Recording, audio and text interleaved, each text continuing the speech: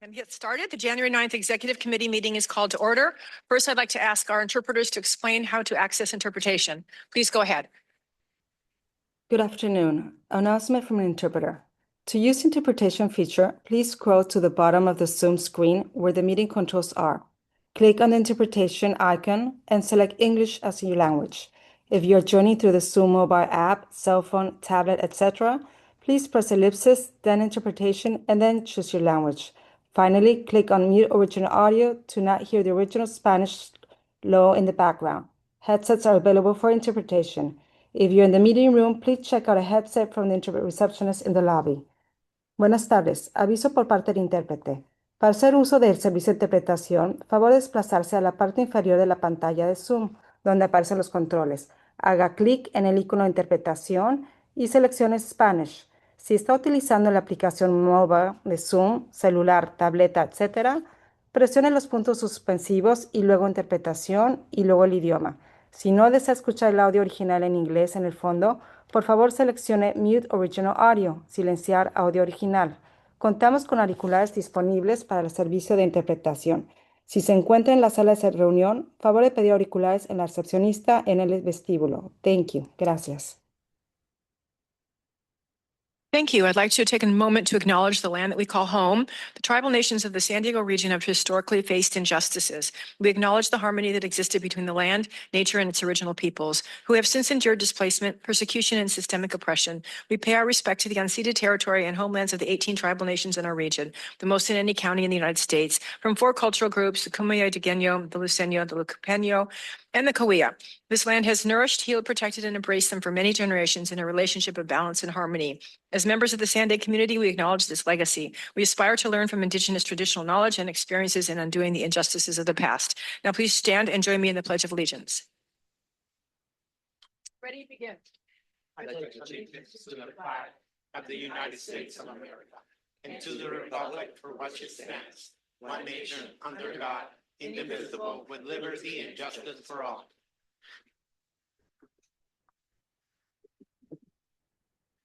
Okay, Michael, can you please confirm quorum? We have a quorum, Chair.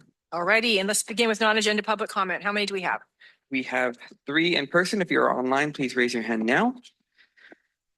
For the purposes of civility and an orderly meeting, we kindly ask that you refrain from using loud, threatening, profane, or abusive language.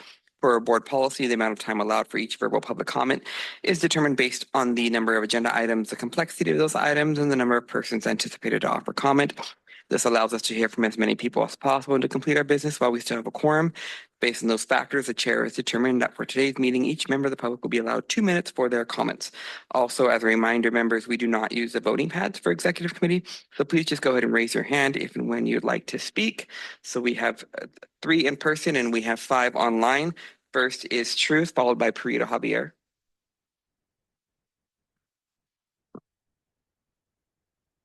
I could hear that Lisa was enjoying her lunch. Well, I enjoyed talking to Jewel about Solana Beach, all the secrets, maybe.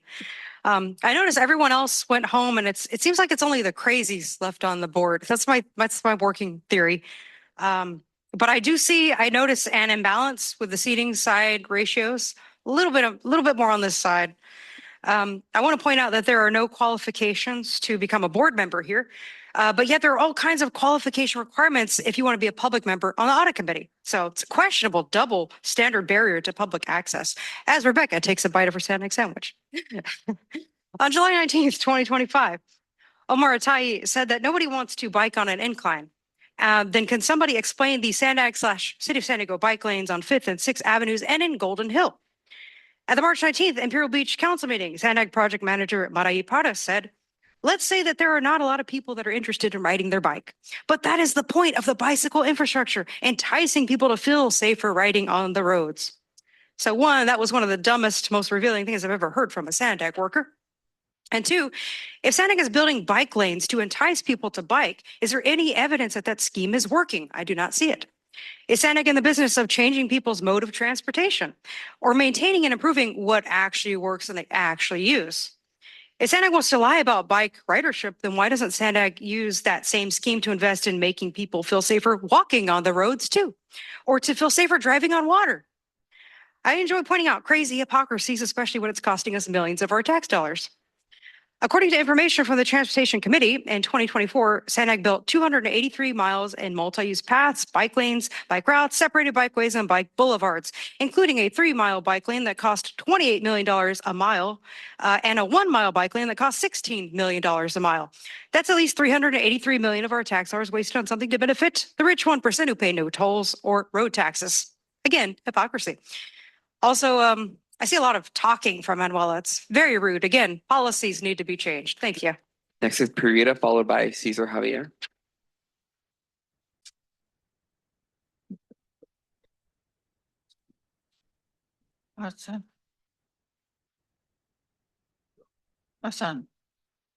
Good afternoon. We will not stop seeking help for a policy change and or repeal of the laws, ordinance, ruling, or code allowing, permitting home occupation, ceramics manufacturing, and kiln operations in a dedicated residential zone neighborhood. It has been operating since 1984, but it's kiln using wood fuel until June 13, 2021, when it was converted to gas fuel and fully operational with the installation of gas control valve and other operates on November 23 to 221. Science research and studies explain the burning, heating, cooking, and baking of ceramics, clay mixed with chemicals such as lead, silica, asbestos from kiln emits toxicity, potentially impacting health and safety of residents, including the workers, couple, owners, 5238 Streamview Drive, San Thank you. Your time has Diego, expired. California. Next is Cesar Javier, followed by Mike Bullock online. In 2 minutes, we voiced again and again our community environmental justice issue on a higher plane of character or description. Accountable elected officials, number 1, Mayor Tad Gloria. In all our efforts, written, verbal, in-person visitation, Sir Mayor, could we talk to you about this issue? Never. Never.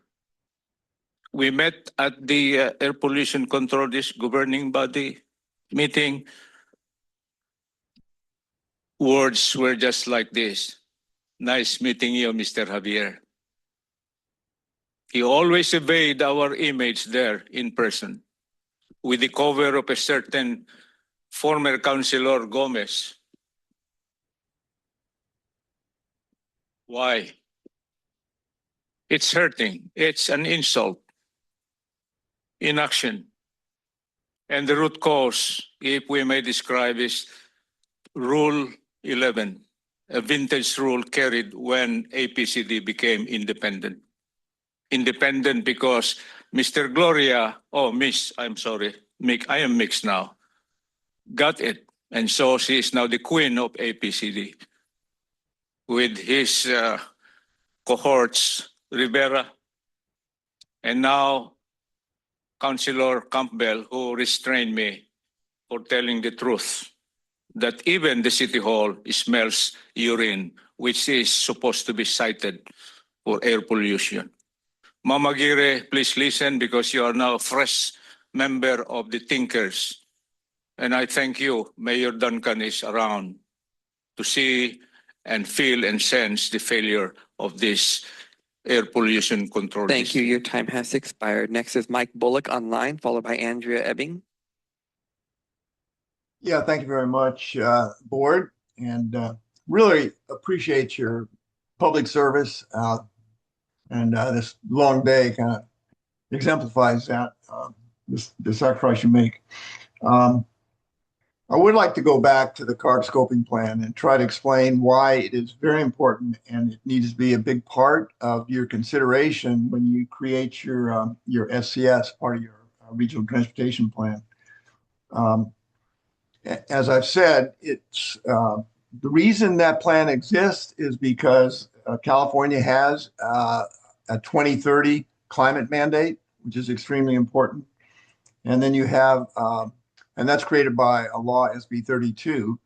And then AB 32 directs CARB to create this plan. And it's only a plan. It's not a law. And you could ignore it if you wanted to. But I'm asking you to please not ignore it, but rather take it into your plans and into your considerations. That 2030 climate mandate corresponds to the IPCC's work of the UN, and it is driven by what climate scientists tell us is an absolute truth. It's peer-reviewed, that we are in danger of destabilizing our climate, and we have a target we need to meet by 2030. And it's very sobering that the plan says we have to reduce driving, and we're very car-centric, and so we have to do this. Well, we have to achieve the mitigation measures that apply to CARB. What CARB can do. There are things that you can and can't do, but there are things that you must do if you want to do your part on that plan. Thank you very much. Next is Andrea Ebbing, followed by the original draw. Hi, this is Andrea Ebbing, and I am a 25-year resident of San Diego. I was the marketing director for W Hotels, the fashion director for 944 Magazine, small business owner, zero history of crime, violence, substance abuse, mental health issues. Yet I have the largest case file in the history of South Bay. Why would I have that? Maybe because my children were abducted after I survived a murder, and I started sharing the information about the RICO enterprise that made this possible. And that RICO enterprise, which is this RICO enterprise, which is the county, city, and agencies that fall in line with what Summer Stephan, our district attorney, and my opinion, absolute mob boss, says, her city attorney sister, Raina Stephan, and her federal judge husband, Dana Sabrow. Those three are the Bermuda Triangle of injustice and represent the single greatest violation to our civil rights in history. The picture you see right there is my daughter. My youngest daughter, Camille, she was 6 years old when she was abducted, driven across the country on a permanently suspended license after I was strangled and had my head split open on video with blood everywhere. Oh, in fact, it caused an aneurysm that wound up rupturing on March 28th, 2025. And on November 4th, 2025, I had to get 2 more coils put into my brain because I was dying, you see. I was almost murdered. And then the torture of Summer Stephan's RICO enterprise, selling my children for rehab kickbacks. I needed 2 more coils put in my brain. But that thirsty little weasel wanted me in South Bay Court instead. So she wanted me to get off the table from my surgery to go to her sham hearing because what I'm sharing is true and she can't hide from it. Sorry, lady, you're out. Next, the original draw, followed by Paul the Bold. Yep, everything Andrea's been sharing has been totally true, and she's not the only victim of Summer Stephan and all of the people in San Diego that are, abducting children, trafficking children, and all for the funding. So it's interesting to see the funding that is being cut to California and how visceral people get when the racket gets affected because fraud is being exposed. And so $10 billion to California for childcare and family assistance services. And all because it is all fraudulent, because it's a child trafficking ring, of which all of you have going on in your cities. And it's happening in the county, obviously, because you can encompass all of it in there. And so it's wondering, you know, it makes you wonder if you guys are kind of like, if your buttholes are puckering a little bit, wondering like, oh my gosh, is my city going to be looked at for that? Because I mean, gosh, like we say that we're helping children, but what we're really doing is putting them with new families, tormenting children, covering up sexual abuse, ensuring that there is trauma that is endured by these parents so that, you know what, they just don't know what to do to get their children back, because it's very lucrative to traffic children. And Title IV funding comes in for anything actually that really needs to destroy a children, like, you know, the education system that we have and the sexualization that happens in there. And then when you claim that you're going to help a family, when all you really do, that money goes to fostering children. So you rip families apart and you put them with a new one and claim that that is for the betterment of them.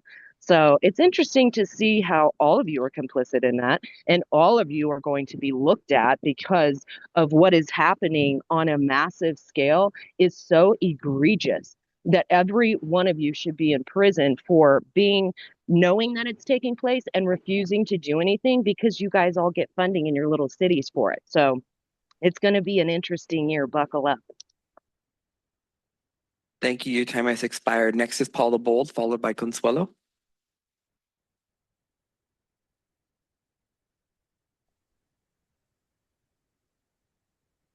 Go ahead, Paul. Happy New Year. I look forward to a brighter, more cooperative future, hopefully one where we all pay our fair share. A mandatory user charge for EVs is only fair since EVs with their heavier weight tend to tear up roads more and of course pose a greater wildfire danger. So the money should not come entirely from taxes on gas-powered vehicles. Hawaii introduced its mandated road user charge initiative in 2023 as a means for replacing the projected void of fuel tax revenue as more fuel-efficient hybrid and electric cars continue to become more commonplace. EVs also weigh more and tear up roads more and use more water and resources to put out any fires. Hawaiians can pay a $50 annual fee or $8 per 1,000 miles up to $50. Through 2028, all electrical vehicle drivers in the Aloha state are required to enroll in the program and have their odometers read annually at inspections. It is expected that by 2033, all light-duty vehicles will also be included. Oregon, along with Utah and Vermont, has voluntary programs currently in place, but Oregon also has a deficit in the transportation budget. It needs money for road repairs. The governor proposed an EV road usage charge and raising the gas tax by 6 cents per gallon, along with some other. Thank you. Your time has expired. Our last public comment is Consuelo.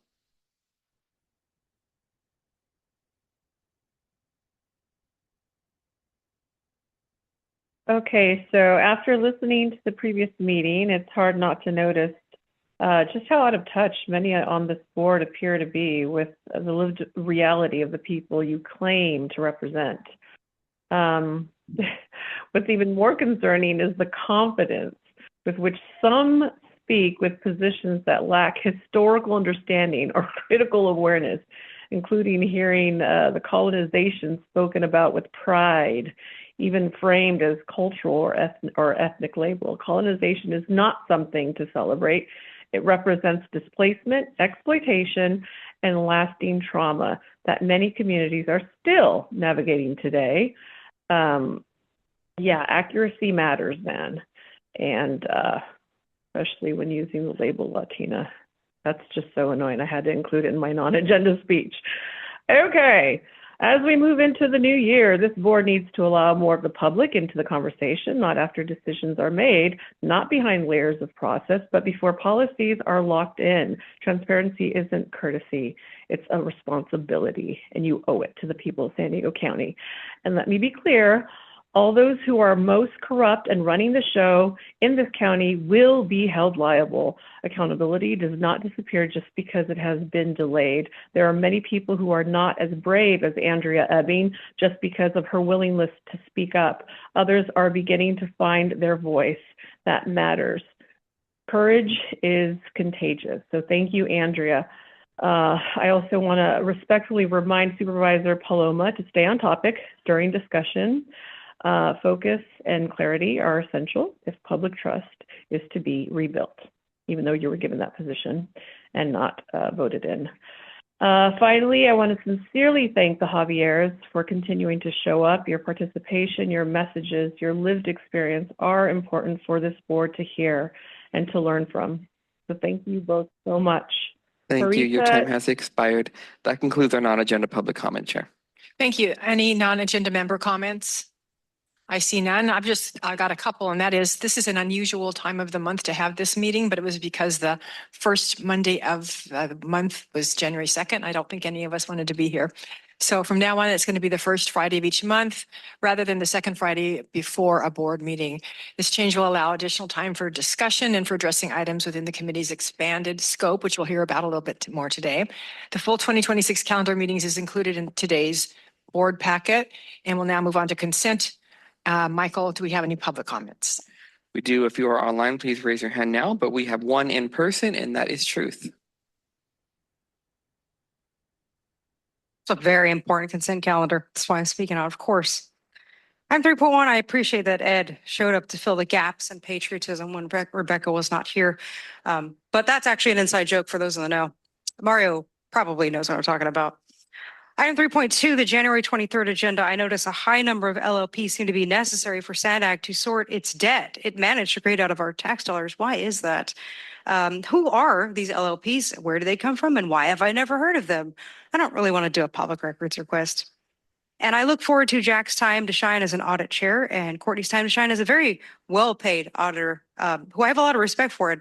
Why do I give those two individuals respect and say Antoinette, best staffer in the room, Minto, sometimes, debatable, Jay Dunn, Luz, definitely, Rebecca, Esther, maybe sometimes, there was one time I gave respect, Joe, Lisa, definitely Allison, Mario as well. Why?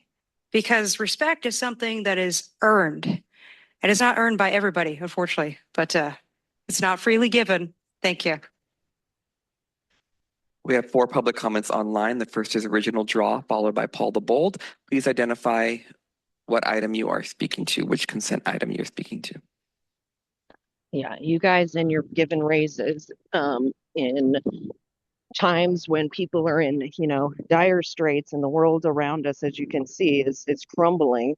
People are, not able to even, figure out if they're going to be able to, provide food and shelter and, all of the necessities for living just day to day. And we are constantly giving raises to people that, you claim are necessary. And I understand that. And that, the independent auditor is, doing things that are exposing stuff, but are they really getting down to the nitty gritty of exposing everything is the question. And, when we sit here and you guys are, constantly doing this on a regular basis, it's happening all the time. And, you're not even like, what is the point of this executive committee? Makes you wonder, what's the point of all the committees? You guys spread things out so thin so that there's like all these silos and nobody can really like come together and do what needs to be done. But that's the way the government works, so that it can be intentionally corrupted and intentionally negligent. And then you can, blame it over here and over there, all while it's like, we need to give raises, then we need to do things like add more taxes so that we can even pay for that kind of stuff and pay for the things that you're supposed to be implementing when you've already got billions of our dollars that should be going to, making transit easier. It should be going to, making it so that people can actually travel, not impede their ability to do so. Because you guys all, don't do what the public want. You're not, again, the people don't even know who you are. And it's like, but yet they're paying raises all the time to people that are engaged in things that are making their life harder, not easier. And so until then, you should be deducting the pay and making sure that until that happens, until the world around us is changing and better, that none of you are getting any kind of a raise and any more of our money. Thank you. Your time has expired. Next is Paul the Bold, followed by Consuelo. Please identify what consent item you're speaking to.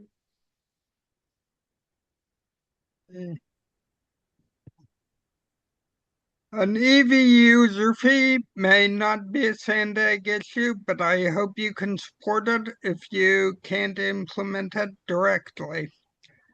The review of draft agenda, most of it is unexceptional. Item 5 deserves special attention. It's good that the independent auditor's performance review comes after the most scathing audit of all, because maybe you'll finally see the subtext that runs through all of the obfuscating and delays, that there is still fraud, waste, and abuse and corruption at SANDAG. Plenty of it. I think that she deserves a good raise, maybe $10,000 for every audit recommendation over 5 years old that is still not implemented, plus the regular cost of living adjustment. Approval of the meeting minutes. Here comes the list of names, like the Oscars, and who did what on the consent agenda, which was consented to. Surprise! It's over in seconds, not minutes even. I'm glad it now includes the roll call so we can tell which members are chronically absent. I think it's a disservice to you and the public that the minutes basically parroted what the agenda for the last meeting had, except for Mayor Duncan's amended version of the policies and bylaws, item 4. More stuff the public has to look up and listen to. Very disappointing. Is SANDAG so understaffed that it cannot provide proper minutes? Thank you. Your time has expired. Looks like Consuela dropped off, so we'll go to Andrea Ebbing. Please identify what consent item you're speaking to. Hi, this is Andrea Ebbing, and I am going to speak on 3.1 and 3.2. I just want to say that we really need to look into the independent auditors' audits as well, because we have an issue with something called other pay in the county and in the city, which is actually just kickbacks. It's not overtime, pension, or benefits. It was $152 million for the city of San Diego in 2024. It's on Transparent California, and it was upwards of like $70 million for the county in 2024. So each individual employee that's involved in placing addicts in these rehab programs, diversion programs, plus developer kickbacks, plus kickbacks to get locals deported so that they can make room for the Afghani refugees they were trying to import into San Diego. That's a fact, but it got shut down. So the other pay is an issue because the independent auditors are unsure as to what other pay is. They said maybe it could be fringe benefits, maybe it could be car allowances, maybe it could be this or that. But what we know for sure is that they aren't talking about it. There's an administrative aide. I think her name is Cheryl Looney. I don't know if she was actually ever fully employed by the county or city of San Diego, but $348,000 of other pay was filtered to this administrative aide that Charles Modica has no idea it caught his eye too. He has no idea who she is, but she made $500,000 under the title administrative aid. I think it was in 22 or 23, but you can look it up on Transparent California. If you organize the content by other pay, you'll see her right there at the top. Very low level employee, very high paid. Is she real? We don't know because we don't have valid information to work with. We need valid information to work with. Thank you. That concludes our public comment on consent, Chair. Are there any member comments on consent? I keep looking over there also. Mayor Minto. Yeah, this is towards the next agenda or the agenda review. If that is that appropriate at this time to talk about The that? review of the draft board. We're just on Yeah, for the 3.1 and draft. 3.2. We're on consent. Yeah, I realize that, but I think that Executive committee work plan that's the next report. I might be premature. Okay, would you like to make a motion to approve consent? Yeah. Well, actually, I'm not premature because part of it was the next agenda item for the next meeting. And on the budget part of it, it says review, recommend, and approve. And I'm wondering if we should take out the word approve because we don't really approve it. The approval is done by the board of directors. Because if we approve it, why would we go to the board of directors for? Isn't it a board of directors agenda? It's not the. No, it's, I thought I was looking at the executive board. Oh, executive committee draft agenda but it's the draft agendas for the board of directors meetings. Yeah, I must have read into that. You know what? In all that case, never mind. Okay, would you like to make a motion to approve consent? I don't know if I want to say anything else, but. Okay, you're nothing else. Sure, May I I'll have a make a motion to motion approve to consent? approve Motion by consent Duncan. calendar. Mayor Duncan, may I have a second? I'll second that. Please. All in favor, say aye. Aye. Any opposed? Any abstain? Okay, that passes unanimously. Now, it's also, we're a little bit tired. It's been a long day so far. So we forgive you, Mayor Minto, not a worry at all. Okay, so let's move on to the Executive Committee's 2026 work plan. Robin, please go ahead. Thank you. Good afternoon, everyone. Robin Wapner, your Senior Director for Administration and Public Affairs here at SANDAG. So just like Mario provided at the board meeting this morning, we are giving presentations at each of your policy advisory committees to talk through sort of the look ahead, the work plan for the committees here in 2026, especially given the amendments that the board approved to Board Policy 1 late last year. We want to make sure that we're really putting those into action and focusing the work of each of your policy committees. As part of that, staff's been spending a lot of time over the last couple of weeks thinking ahead about what are the key policy discussions we'll be bringing forward, what's the direction that we need to help inform some of the work that the staff is going to be doing over the next few months. And so we've sort of identified themes for each of the policy committees. As we're thinking about the Borders Committee, we really want to focus on connectivity and coordination, not only throughout the San Diego region, but across our borders with our neighboring counties and Mexico as well. The Public Safety Committee is going to be very focused on education and awareness. There's a lot of questions about what does SANDAG do in the space of public safety? How does that coordinate with the work that the county does and others do? So PSC is going to be taking a lot of time to talk through those topics and hopefully help increase education and awareness. Transportation Committee is going to be all about project delivery this year. So we are putting a lot of effort into, as Mario said again earlier, budget monitoring, project monitoring. How are we delivering projects? Are we watching those schedules, cost, scope, risk? And so the Transportation Committee is going to have a really large role in getting into the weeds on our projects, helping to inform some of those milestones so that there's no surprises once it gets to the board level. Regional Planning Committee, probably not a surprise, but it's going to be housing, housing, and more housing. We'll get into that as part of our ledge report. And then lastly, that brings us to the Executive Committee. And given the new purview of this committee, we're going to be spending a lot of time on the fundamentals, really getting into the weeds on SANDAG, what we do, how we do it, and getting some of that strategic direction and strengthening that relationship between our committee members and staff as we continue to build on all of the achievements of the last year that you all spoke about earlier. So as we get into it, there was no changes to the Executive Committee's membership.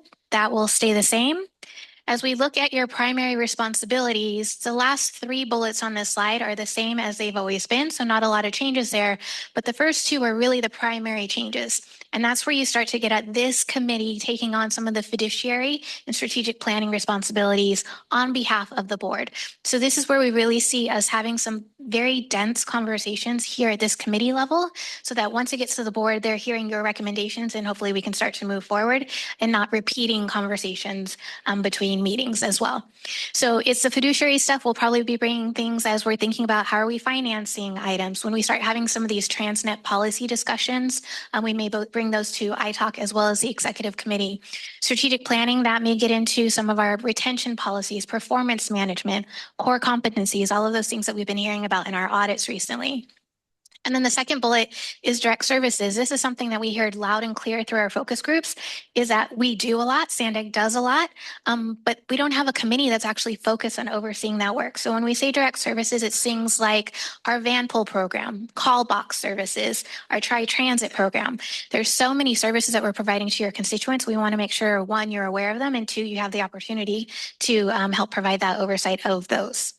So with that in mind, we've slated a few items, and this is not comprehensive, right? There will be other things on the agenda, but we wanted to highlight sort of some of the things we're thinking about in the next 5 months to get you up to speed and prepare to have some of those deeper policy discussions in the second half of the year.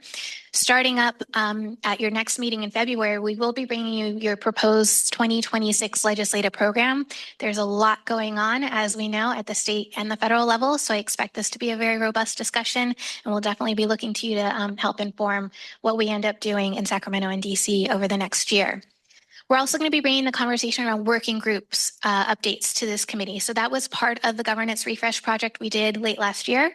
The board took action on the policy advisory committees, and now we're prepared to bring the discussion about what do we do with our working groups now. So we met with your city managers in December. We got some recommendations from them. We want to share those with you and start taking some action on the working groups for the rest of the year. Once we get to March, this is when we do typically bring you the draft budget. So we'll be bringing the draft budget to you before it goes to the board. And this is when we're going to start our quarterly internal controls updates. And so this is Mayor Jones, what you were asking about earlier today. This is when Shanae will be coming to you on a regular quarterly basis at a minimum to give an update on internal control activities, everything that we're doing within the agency. We'll bring our annual risk assessment to this group so you can see what we're focusing on, sort of what the hot spots are. Obviously, how we're implementing all of our corrective action plans. So what the status is on that. We're really excited because we've been able to start to streamline our oversight of all of that work. So we'll be bringing updates to this committee as well as the ITAC committee to let everyone know how we're moving forward and progressing on implementation of our action plans.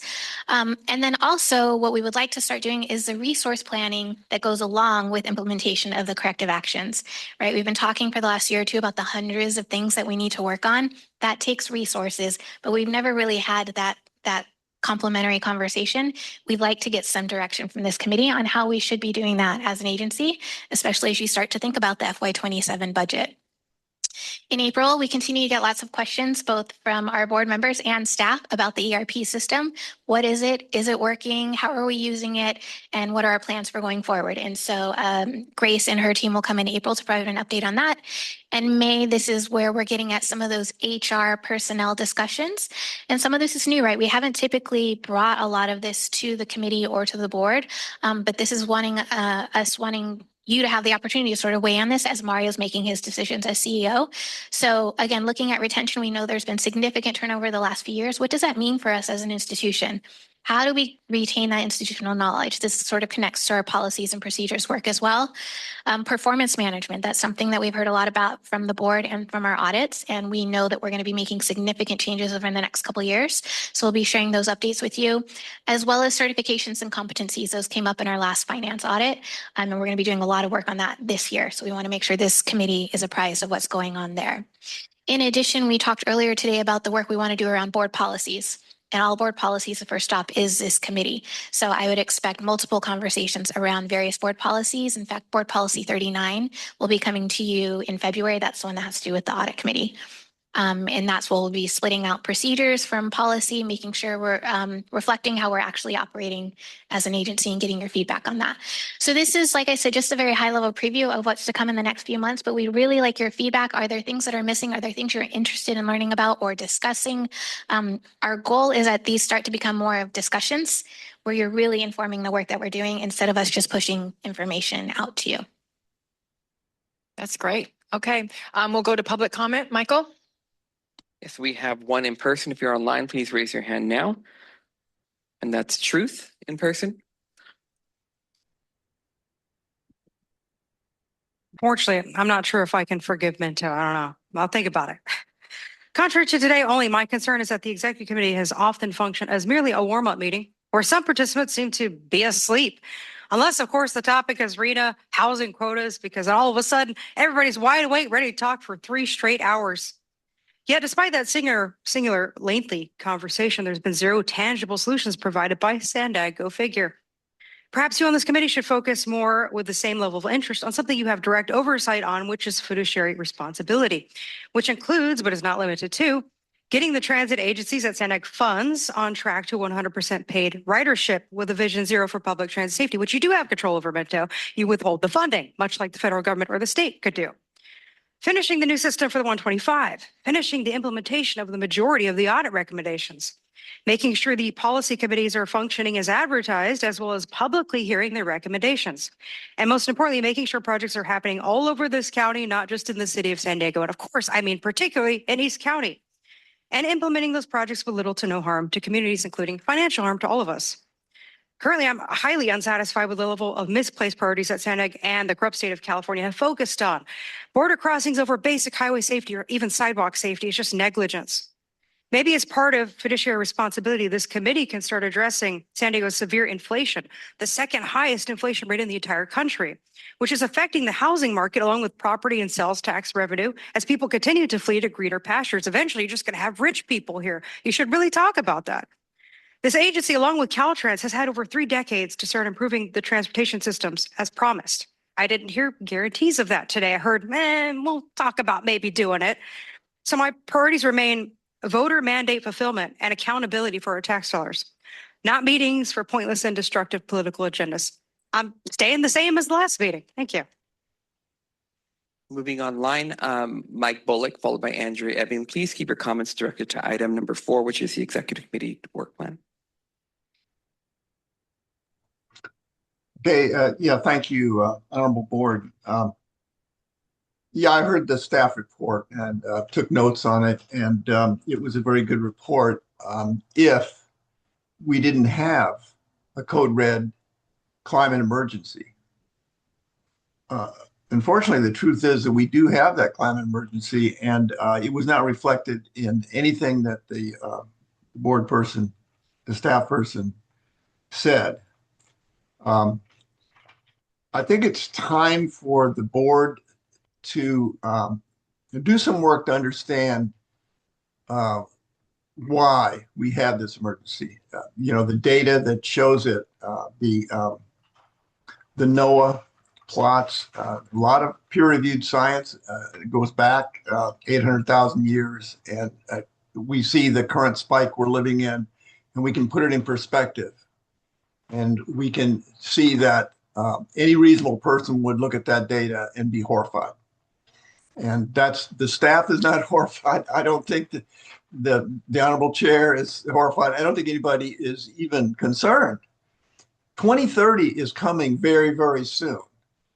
Now, when you look at that 800,000 year plot and you look at the spike that we're looking at, and you look at the temperature anomaly that goes with the atmospheric CO2 that we have now, 420 parts per million, it should be 280 parts per million. That's 15 degrees centigrade. That's the temperature anomaly. That's horrifying. And it looks like it's hopeless.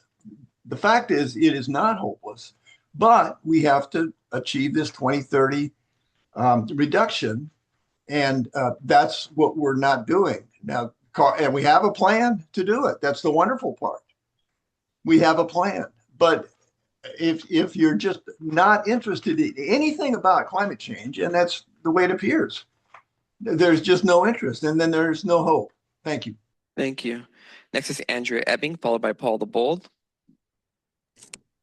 Hi, this is Andrea Ebbing, and Truth mentioned the judiciary obligations and what you're supposed to be doing. So for the executive committee, I am really looking to you this year to take action against rogue agents well, not so rogue in this case, because we talked about, I remember at one point, everybody's talking about, oh, 13 years ago, 14 years ago, there was a time and everything changed and everything got very corrupt and very bad. And that is because we got a district attorney named Summer Steffen who was ready to run this place like a RICO enterprise. And the predicate acts and pattern of racketeering cannot be hidden. No longer can anybody say they don't know. You're aware, you can see it. You see my emails every single day. My intention is not to complain. I'm just bringing real facts to the table. And as an executive committee, you can all look at each other. And if you find each other in Summer Steffen's campaigns, which are very easy to pull up, 460 Forums, stvote.com, campaign finance tools, whoever is on there is questionable. It's time to audit each other. It's time to look at each other. Who is down for this RICO enterprise and who is not? Because who is not, it is so important that this year you take a stand against it. I understand it's very scary. It is. And Consuelo, I really appreciate your support and those kind words, because it was scary for me for a long time. But they became so pathetic and so disgusting and ridiculous, especially when I was getting 2 additional for a total of 4 coils in my brain to live. But they wanted me in the South Bay courthouse because they want me in Las Colinas to die of a medical emergency because they're so afraid. What are they afraid of? Their own decision making? I think so. Hold them accountable, please. Thank you. Next is Paul the Bold, followed by the original draw.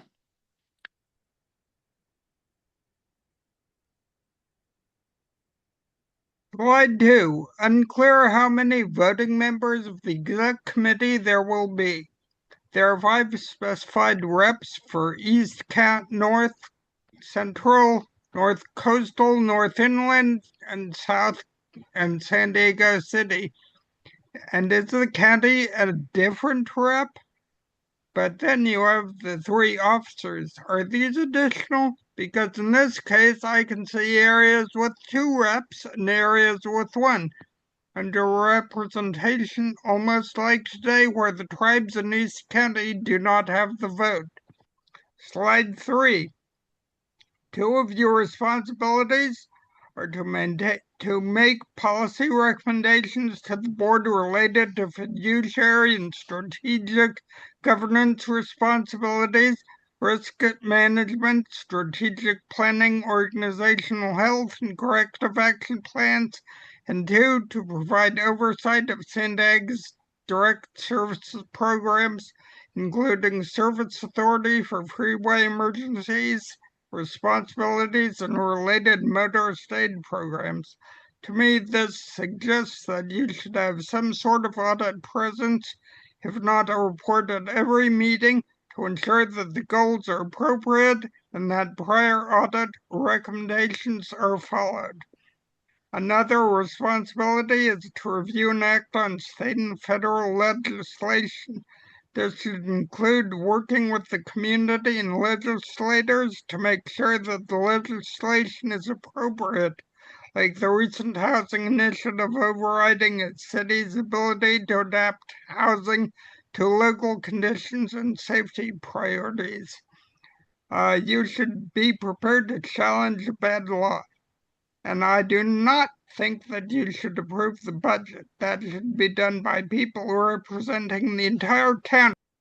Thank you. Your time has expired. Next is the original draw, followed by Consuelo. The topic is the executive committee work plan.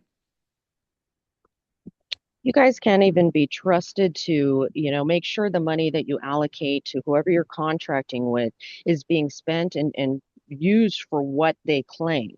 So you're negligent in that, and then you want to engage in housing. All I see are money signs in your guys' eyes, because there's a lot of housing in San Diego. It's not affordable, and nobody's building affordable housing. There's all of this red tape that needs to be gone through, and the contracts that cities or whoever engage with to give affordable housing is a racket in itself, because they're just getting tax credits and this and that, and it's like the county or different cities, you guys will sit here and give permits, but they don't ever really go into making the housing. So it's like, this is just another racket that you guys are going to engage in.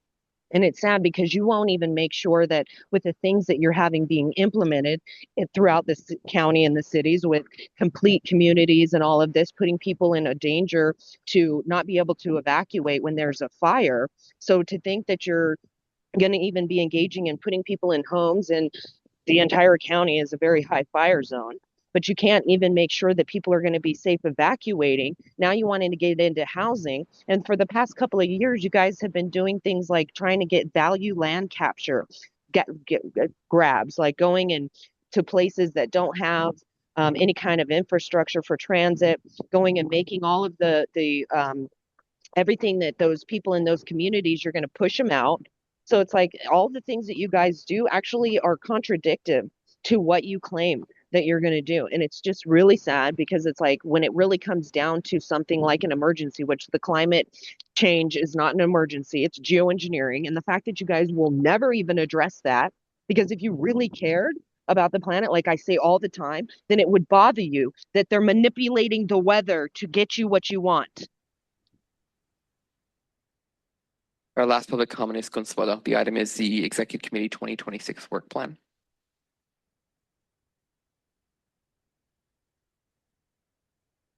Amen to that. Okay, so let's see. His name fails me, but I'll just refer to him as Senor Shill.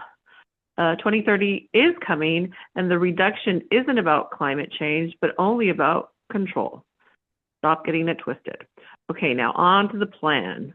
Okay, if SANDAG truly wanted the public to understand its work, it would actually follow through on being transparent to the people funding it. The residents of San Diego County, including a slide about public transparency and a presentation is cute, but it doesn't change the reality. Much of this agency's work is deliberately opaque. Your focus groups are a joke. You consistently exclude key demographics, the elderly, the disabled, and others who are most impacted by your policies from meaningful participation. Equity sounds good on paper, but at SANDAG, it is often just a word. When it comes down to real decisions, it rarely guides action. Everything in this presentation sounded great in theory, but theory doesn't improve mobility, and theory doesn't protect the most vulnerable. What we need are measurable outcomes, accountability, and real inclusion, not endless talk.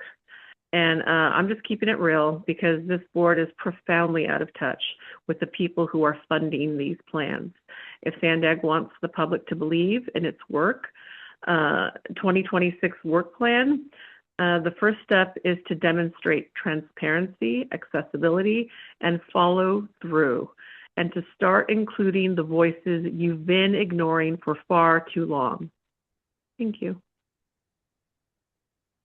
That concludes our public comment on this item, Chair. Thank you so much. Okay, now it's time for member comments. Any executive committee members have any comments on the work plan and what we saw? Mayor Minto, you've rested over there a little bit. Can we back up, please? Just back past looking ahead.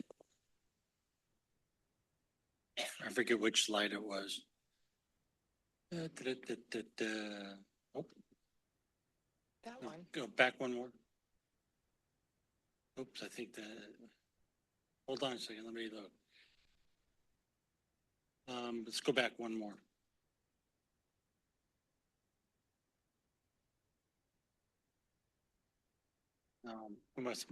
I think let's go back one more. I know it's here. There's only 3 slides. Okay, it's this slide right here. No, it's the one we were just on, number 3. Yeah, number 2, I think.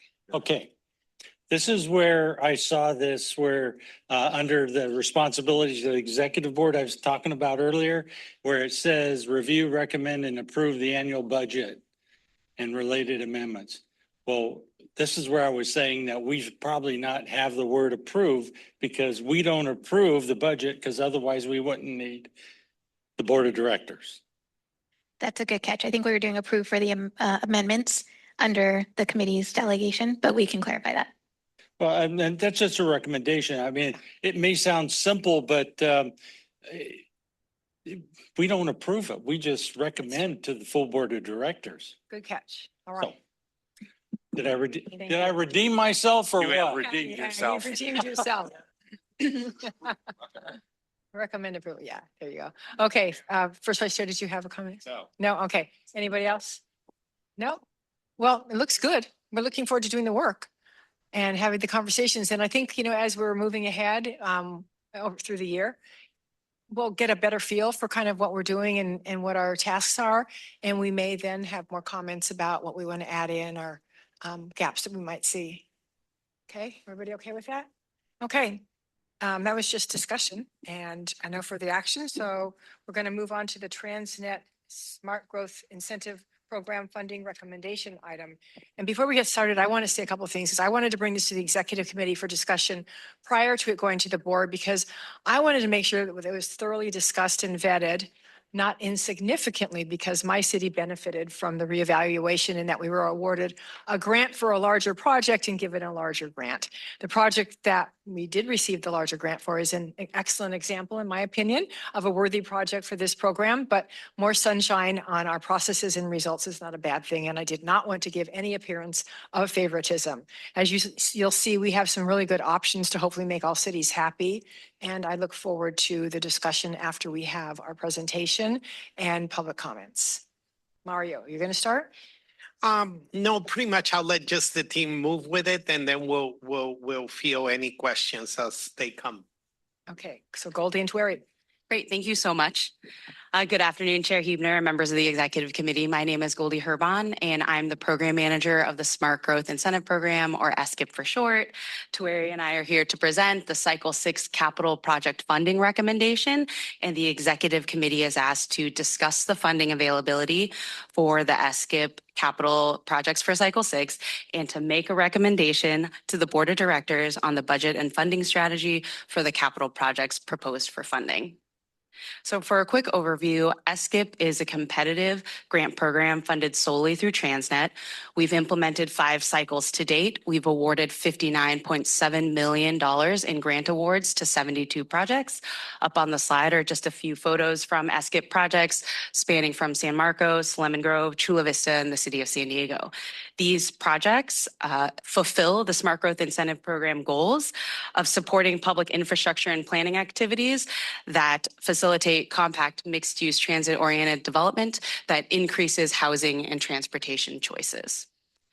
So today we are here to discuss Cycle 6, the Cycle 6 call for projects, but I just want to provide some foundational information underscoring the legwork that went into developing this call for projects. So throughout calendar year 2024, staff developed the Cycle 6 call for projects, which involved drafting evaluation criteria and presenting changes to the call for projects from past cycles. We presented this information to working groups, policy advisory committees, and the Independent Taxpayer Oversight Committee. This is a time when jurisdictional staff, elected officials, committee members, and members of the public can discuss and suggest changes to the evaluation criteria and the call for projects procedures. The PACs ultimately recommended a set of evaluation criteria to the Board of Directors, and the Board of Directors approves the final evaluation criteria included in the final call for projects. So the 6th cycle of SGIP released $45 million in grant funding. They would go to 3 project category types as indicated in the pie chart on the left. That's the capital project category, planning and climate action plans. We set aside $30 million for capital projects, the majority of the funding. $12 million was allocated for planning, and the remaining $3 million went to climate action plan projects. The table on your right on the slide shows the 3 project categories and their minimum and maximum award thresholds that are required as part of the application and the performance period in compliance with board policy. So being animated on the slide here is the Cycle 6 timeline. So on December 13th, 2024, the Board of Directors approved the Cycle 6 call for projects, that $45 million allocation. Shortly after, we released the call on January 6th, 2025. The time to protest the criteria and the call for projects procedures expired 7 days after the call for projects was released. After the call was released, applicants had 90 days to submit their applications. SANDAG staff held an applicant workshop on January 15th, and we held 11 one-on-one meetings with local agencies interested in applying for funding. The application deadline was April 11th of this year. We received 46 applications from 16 jurisdictions. And from the months of April to August, these grant applications were evaluated.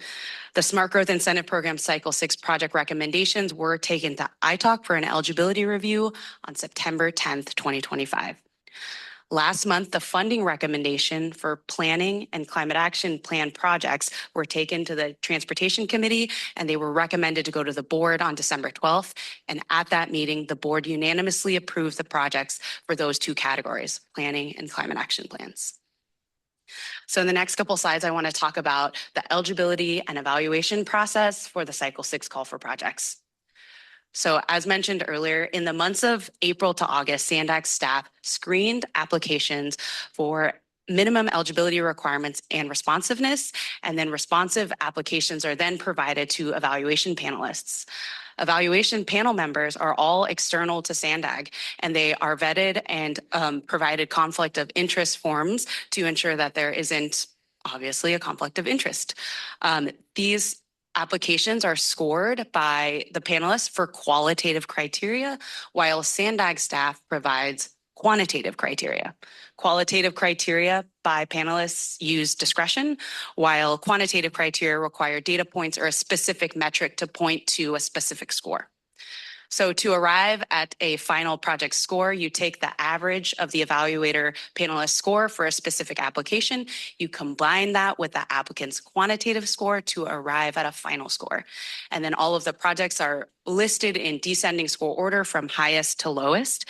And funding awards are recommended from projects from highest to lowest score with geographic distribution applied in the first round until all funding is exhausted. So grant staff brought the topic of geographic distribution to the working groups, ITALK, and the policy advisory committees throughout 2024 during the development of the call for projects, which I alluded to earlier. This was because there was a request for equitable funding distribution across the county at a transportation committee meeting on March 17, 2023. That meeting is linked in your discussion memo if you want to reference that. It was at that meeting that multiple committee members asked for the incorporation of geographic distribution criteria in future competitive grant funding rounds. So more information on geographic distribution is detailed in attachment 1 if you want to reference that. So this slide helps you understand how geographic distribution would work generally. So you have two projects in the red box. These are the highest scored projects for cities A and city Bs. These are 8 hypothetical projects from 6 hypothetical cities, right? So you have these projects, they're the second highest scored projects. They are not recommended for funding because city A and city B already got their highest scored project funded. Thusly, they are skipped and then the next city in the order gets a chance at funding. So in this hypothetical scenario, there's $500 available for funding, so it's exhausted before you can go back to the list and consider those skipped projects for grant funding.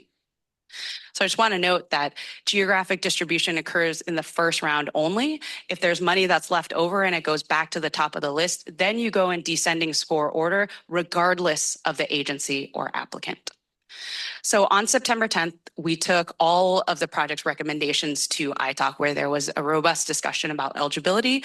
And then post-presentation, there was a public comment that was made that asserted a potential conflict with the application of geographic distribution. And there was a concern that the transit extension ordinance language for smart growth requires that grants be awarded on a competitive basis, and there's concern that it might be undermined when you apply geographic distribution. So our general counsel followed up by providing clarification that while the ordinance does state a competitive process, the SANDAG board retains the authority to define what that competitive process is. In the end, at that ITALK meeting, a member asked for further information about when geographic distribution was discussed, and all of that information was provided to the ITALK member. So I just want to take a moment to acknowledge, staff wants to acknowledge that the call for projects level of detail regarding geographic distribution lacked clarity regarding the specific impact on individual jurisdictions. While the board's adoption of the December 2024 Cycle 6 call for projects does reflect a commitment to both competitiveness and equitable distribution, staff does agree that more detail is needed to ensure greater understanding across all jurisdictions in the future about an outcome of a methodology like this. So on October 3rd, we were slated to go to the regional planning committee, but there was an identification of a capital project scoring discrepancy that led to the item being pulled, and staff subsequently reevaluated all the projects submitted and identified process improvements, which I'll summarize in the next couple of slides. So SANDAG staff reevaluated all quantitative criteria. They're listed on the slide. They included reviewing project proximity maps, board policy 33 responses, smart growth activities that were selected in the submissions, and reported matching funds. So quick summary of the findings. First, there was an Excel scoring spreadsheet error occurring in planning and capital project scoring workbooks. There was an erroneous deletion of a point for matching funds that exceeded more than 20% of the total project cost. That was corrected. And then a second finding was related to board policy 33. As a reminder, board policy 33 incentivizes local agencies that participate in achieving regional housing goals. So when you submit a project application, there's a checklist of board policy 33 policies that your agency implements. And there were 7 jurisdictions that had inconsistent responses for this specific board policy 33 criteria.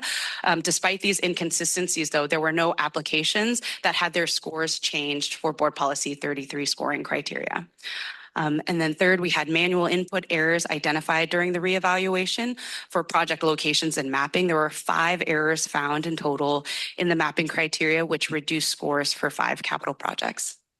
And lastly, the process improvements that were identified were robustly discussed at a peer review panel, and I'll speak to them here.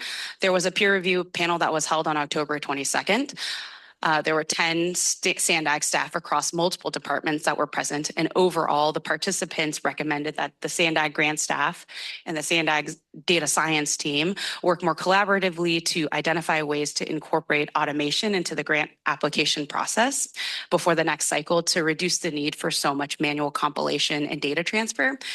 And this will provide greater efficiency and accuracy in analyzing grant applications. So a total of 12 corrective actions came out of that peer review panel, and they fell into 3 main categories as shown on the slide. And a couple specific solutions I can mention are using technology to handle tasks automatically, to lock the spreadsheet after checking for accuracy after a QA/QC, and then streamlining duplicative data requests from applicants to avoid any of that inconsistent reporting. So with the capital projects revised, sorry about that. As a result of the reevaluation findings, there were changes to the capital project scores, and they included a change in the highest scored projects for 2 agencies. They're shown on the slide. It's the City of San Diego and the City of Solana Beach.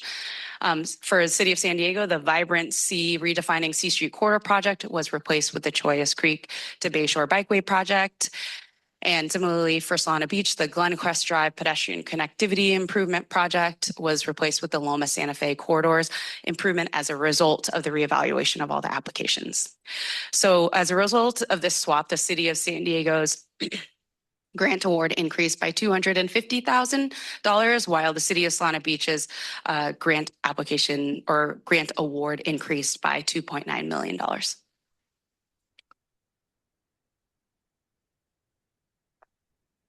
The capital revised scores also resulted in the addition of 1 project, and that's the City of La Mesa's Complete Streets Gateway Roundabout project.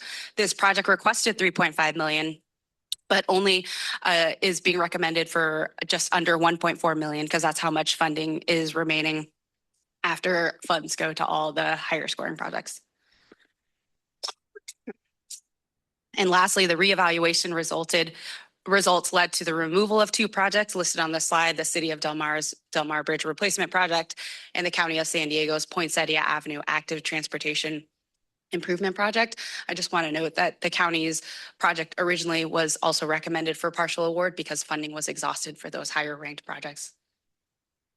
So with the reevaluation completed, we present to you today the full results from the capital project scoring. If you want to look at this on your tablet, this is table 1 of the discussion memo. So in total, 12 applications are recommended for funding after the reevaluation. As stated earlier, one of them is recommended for partial award. That's La Mesa's on the very last line of this table. The table shows an award amount reflective of the original Smart Growth Incentive Program allocation for capital projects of $30 million. Plus surplus funds that came from the planning and climate action plan categories because those categories were undersubscribed. So the $30 million is from the original allocation. The $4,193,069 is from the surplus from the undersubscribed project categories. So now I'm going to turn it over to Tueri to present funding options and your next steps. Thank you so much. Okay, thank you, Goldie. So Goldie has given a very thorough explanation of the projects that are recommended for funding for the reevaluation. I am going to talk through all of the funding that is available from when we started this process in 2024 to where we are right now. So this slide here is a summary of the funding availability for our Smart Growth Incentive Program. So when we started the call for projects for Cycle 6 back in 2024, our staff had estimated around $45 million was available for the Cycle 6, and that is also the amount of funding that our board approved when putting forward the Cycle 6 call for projects. It's been a little over a year since that funding call for projects was released, and so now we had asked our staff to do a new estimate of how much funding is available now for the Smart Growth Incentive Program. Transnet revenues can continue to accumulate over this past year. And so our current estimate is that there is $57 million currently available for the allocation of the Smart Growth Program, of which Goldie mentioned that our board just last month had approved $10.8 million that is committed for our planning and our climate action planning grants, which would leave out of the $57 million that's currently available today, $46.2 million for capital projects. So we want to bring forward for the executive committee for discussion today to talk about some options based on that funding availability that I just mentioned. And so this slide has 3 different options for your discussion and consideration. The first one is the reevaluated funding recommendation, and that is keeping with the original intent of the Cycle 6 call for projects that the board of directors approved, which is the $45 million, taking away the $10.8 million that was just recently approved by the board just last month for our planning and climate action planning. So that would leave $34.2 million to fund an award for 11 projects, as well as the 1 partial award for the city of La Mesa. That's the slide that Goldie just presented a few minutes ago. And that is also shown in detail in attachment 1, table 1 of your board packet. The second option here is to leverage some of those additional funds that we more recently know that are available. And this would be our 1 award per agency. And so this approach is taking forward and allowing for every agency, so all 14 jurisdictions that submitted a capital project application, all 14 of them to receive full funding for their single highest scoring project. And this is also illustrated in Table 2, Attachment 1. So that would be all of the projects that were part of the reevaluation funding that Goldie recommended, as well as full award for the city of La Mesa, including the award for the city of Del Mar, and including the award for the county of San Diego. So that's 14 projects. And this would total into $41 million for those 14 projects. And then our last option here on the slide is exhausting all of the available Smart Growth Incentive Program funds. And so again, this is taking that full $57 million, taking away the $10.8 that's allocated already for planning and climate projects. That would leave us with $46.2 million using all of our smart growth funds. And this would fund 16 projects in total. The 14 that I mentioned, every agency getting full allocation for each of their highest scoring projects that were submitted, as well as one of our cities, the city of National City, in that second round of available funding, being able to have 1 additional project fully funded and 1 project partially funded. And this scenario scenarios outlined in Table 3 and Attachment 1. So we're asking for the Executive Committee to provide us discussion as well as direction on these different funding options. And then in terms of next steps, as well as the discussion and direction on the funding options, we are also asking the Executive Committee to provide us some direction related to our next steps on taking forward these recommendations and whether we take it directly to the Board of Directors or if we take it back through our policy advisory committees. The original, before the corrections and the reevaluations were done, were only presented to ITALC.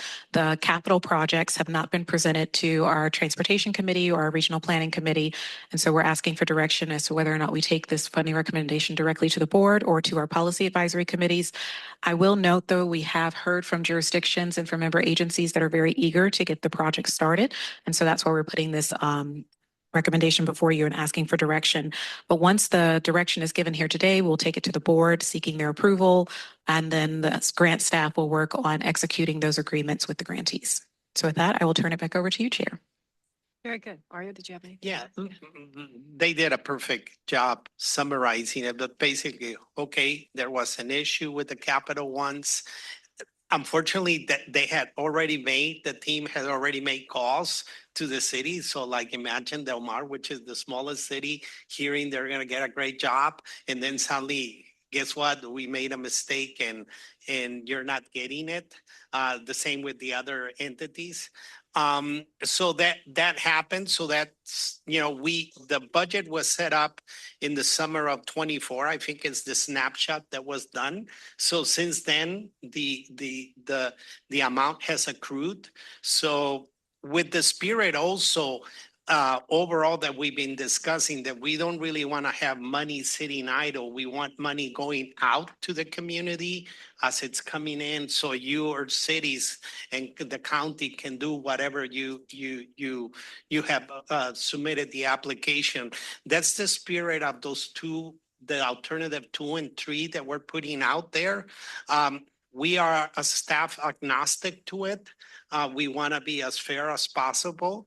You know, so we brought it up, and also, like Robin had said, in the spirit of having deeper management discussions with the executive committee, we're bringing it out here to all of you. And like I said on my report in the morning, I acknowledge we can do better with the grants program, and we have beefed up the QA/QC. We have done reorganization. We're working on partnering with other organizations to increase the pot and the opportunities.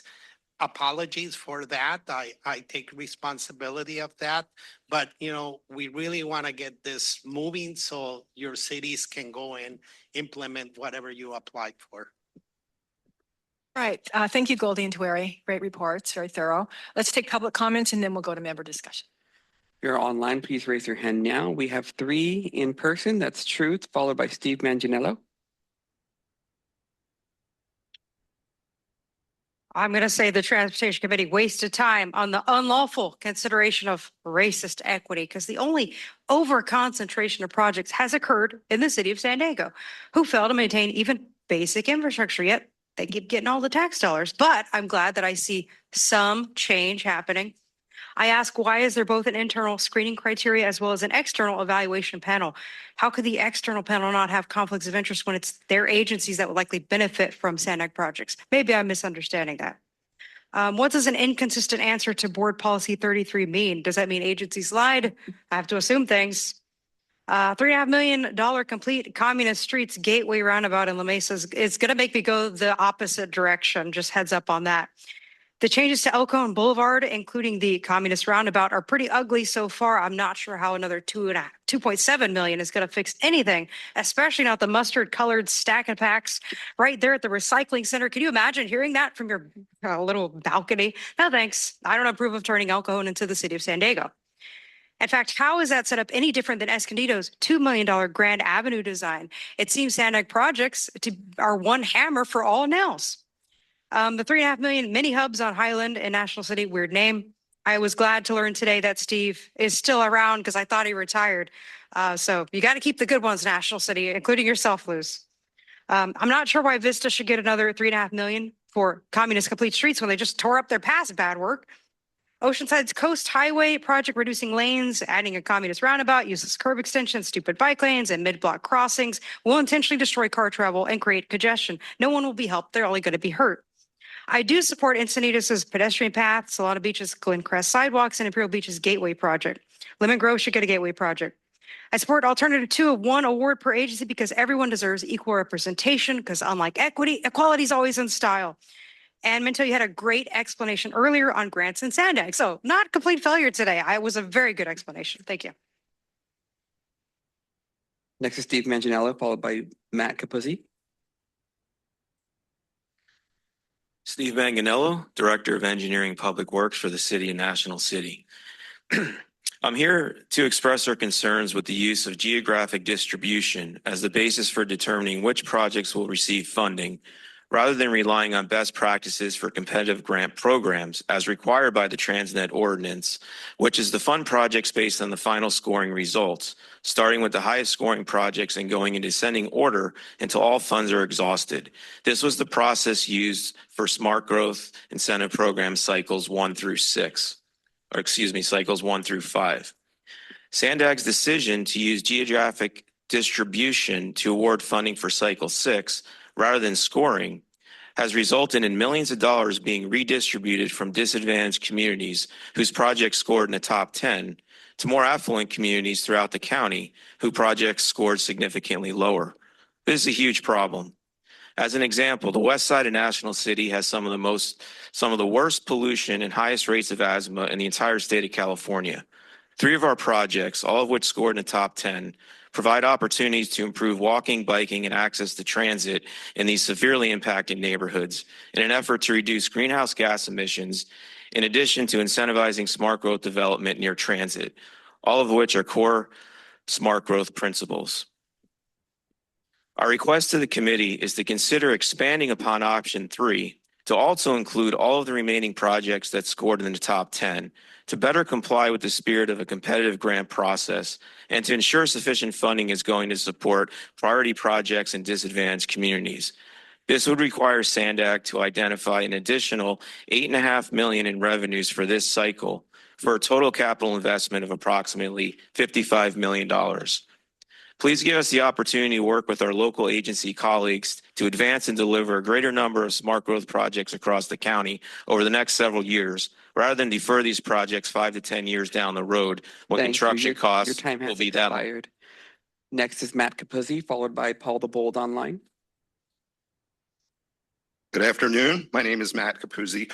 I'm a registered civil engineer in the state of California and a prolific complete streets practitioner, having delivered dozens of complete streets projects for public agencies in San Diego County over the last 2 decades. During this time, I have been involved in the preparation of more than 30 successful grant applications for cities in San Diego County, including many successful smart growth applications. SANDAG's new approach relative to regional funding distribution for grants, while noble, has created a situation that is untenable. In my 15 years of experience preparing grant applications, I have never seen an approach that is so wildly unfair. Awarding 1 grant to each agency until all agencies receive a grant significantly disenfranchises citizens who live in agencies with larger populations. For example, the city of San Diego has a population of 1.4 million people. The county has a population of 5,000. Compare these populations to the cities of Solana Beach and Del Mar, 13,000 and 4,000. The result of SANDAG's regional distribution is clear.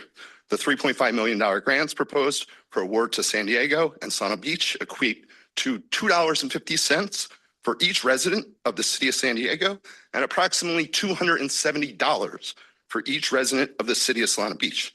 In addition, there are 7 regionally distributed communities within the unincorporated county with a greater population than the city of Solana Beach.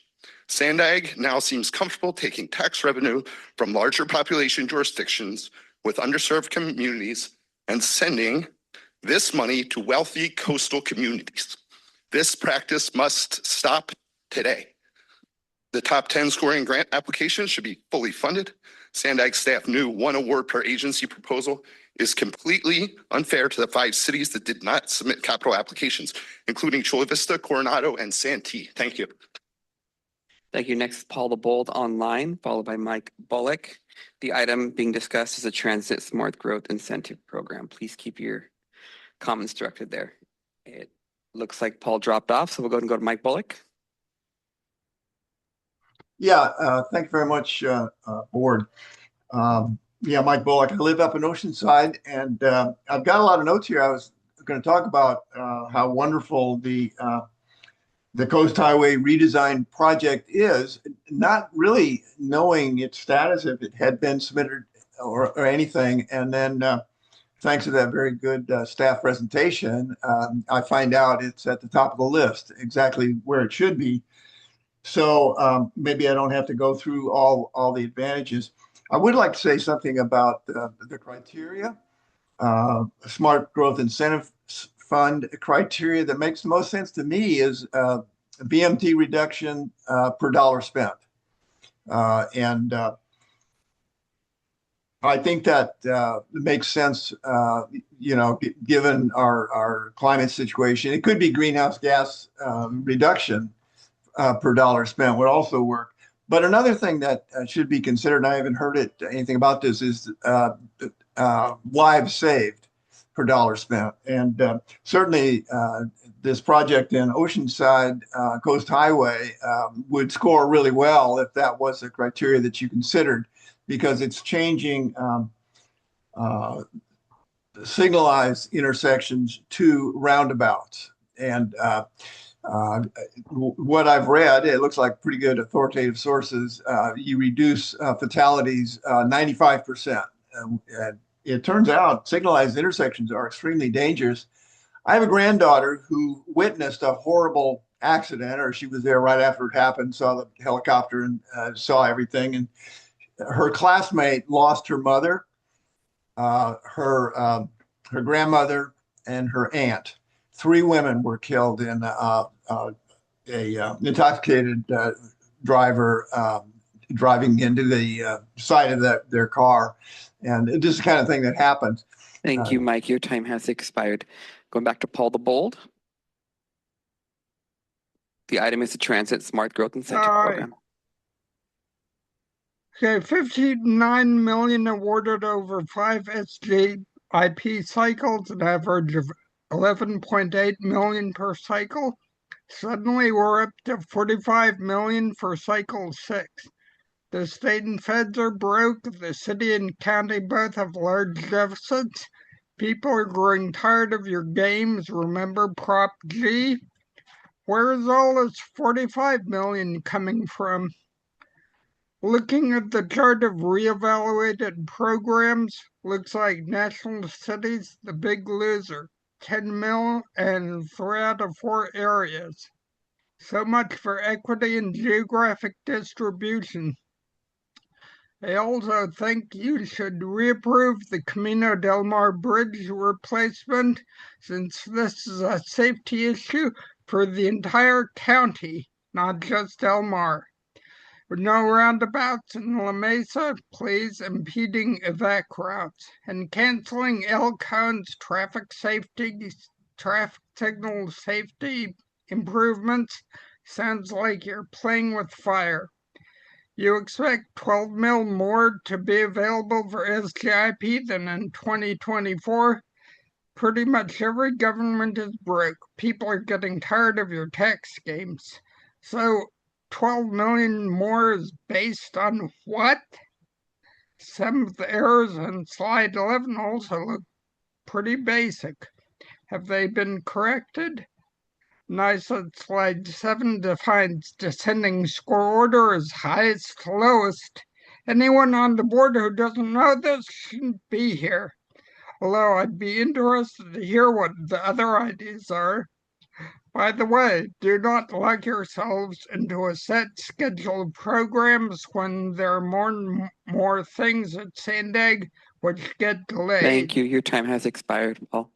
Next is the original draw, followed by Consuelo. The item being discussed is a Transit Smart Growth Incentive Program.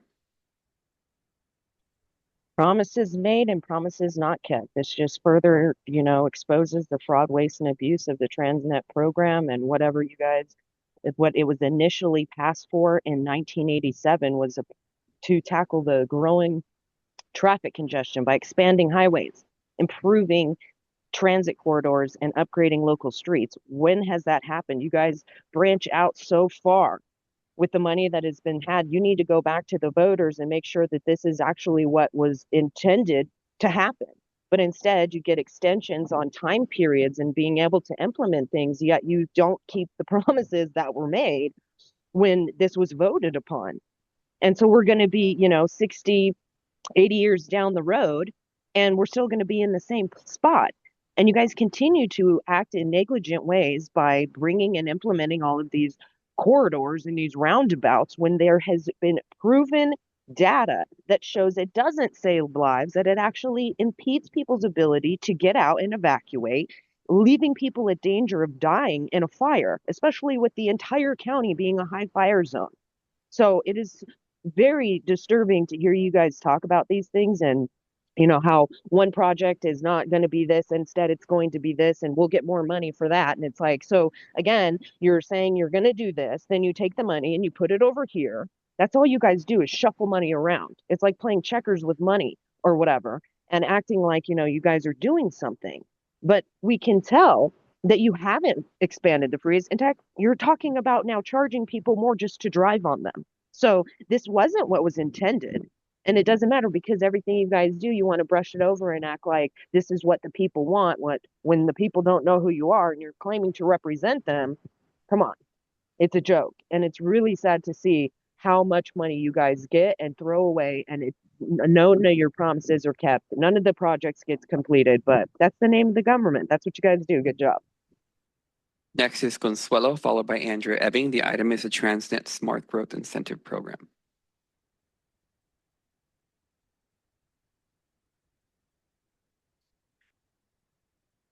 Okay. Ooh-wee. Amen to both Paul and Audra.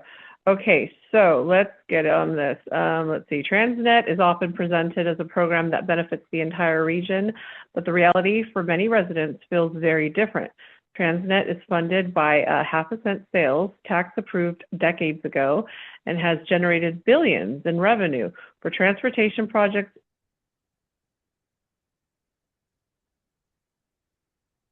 Seem to have lost you. Consuelo, are you still there?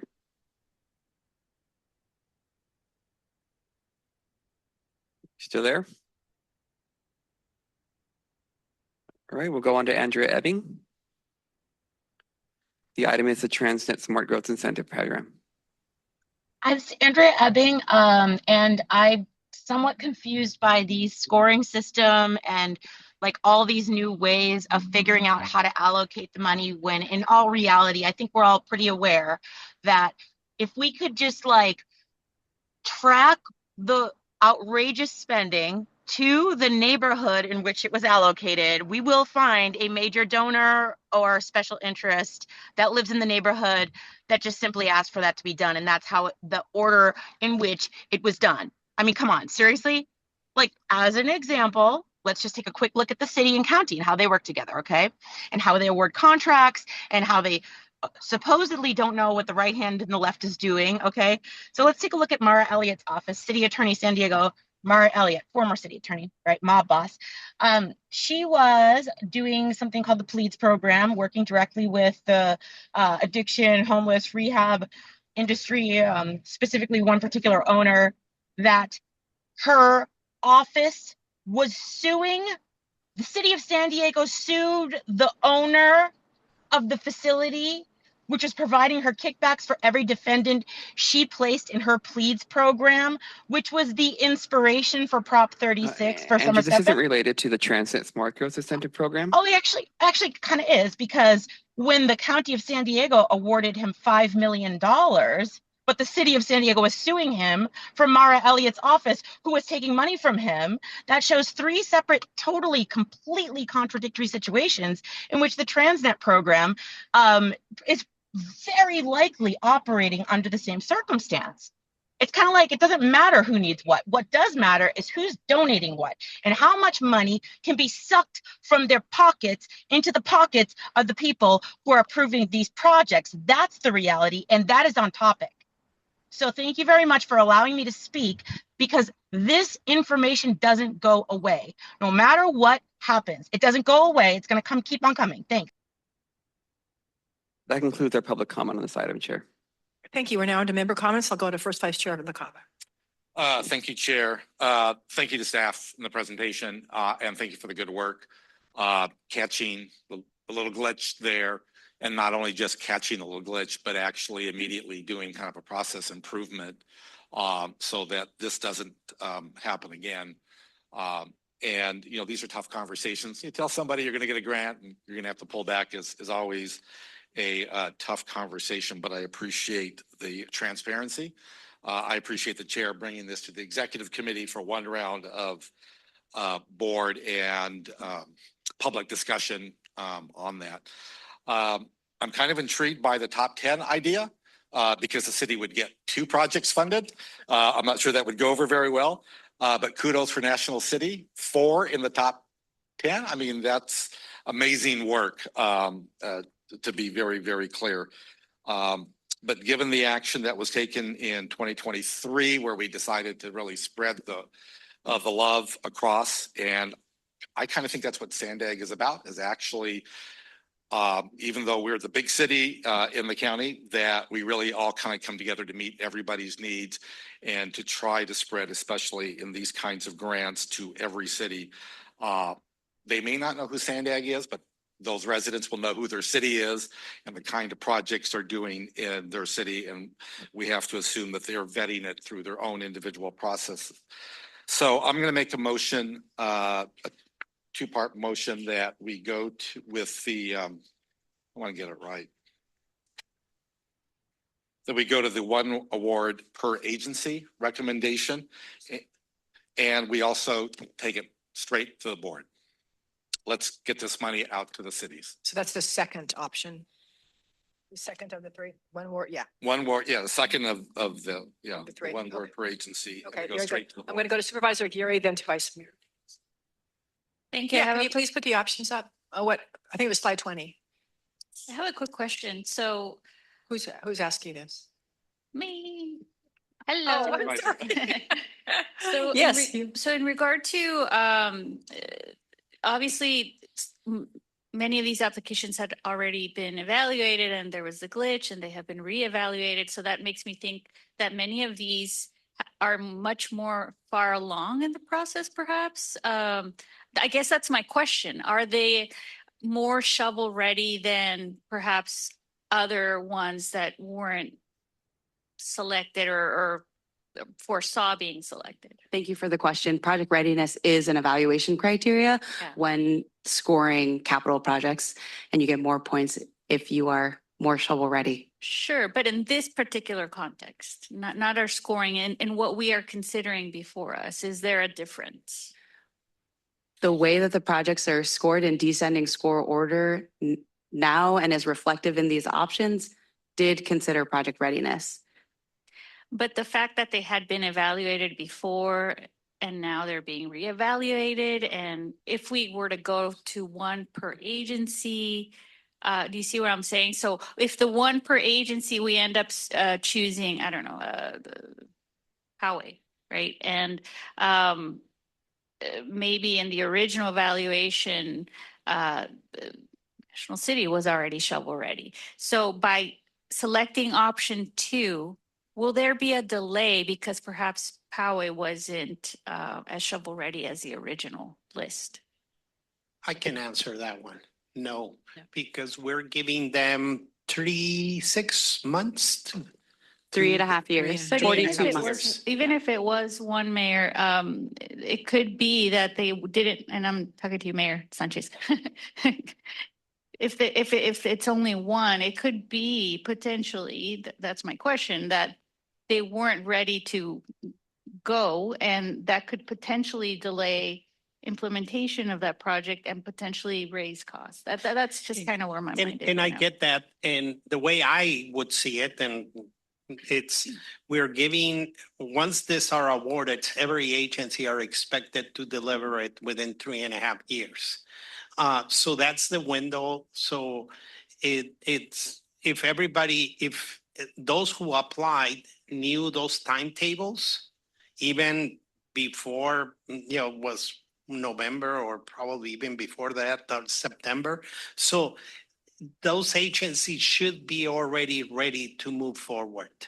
Some may finish earlier than others, but we will be very strict on that timetable, the 3.5 years, because we don't want to repeat what happened with other grants that have been delayed for years and years. That we Yeah, discussed. that's where I'm coming from. Yes. So I want to make sure that the decision before us does not impact in any way that potential outcome, which could be a delay, which could mean higher costs. There's a lot of things associated with delay. We don't control what the cities end Sure, up doing. sure, but there's a- We're Yeah. being very clear with Yeah. the guidelines, Mhm. and we will hold a firm line. Of course, you can always stretch it if you're the bosses, but from a staff, we're getting your directive, and we're going to hold that directive line. That's helpful. Thank Yeah. you.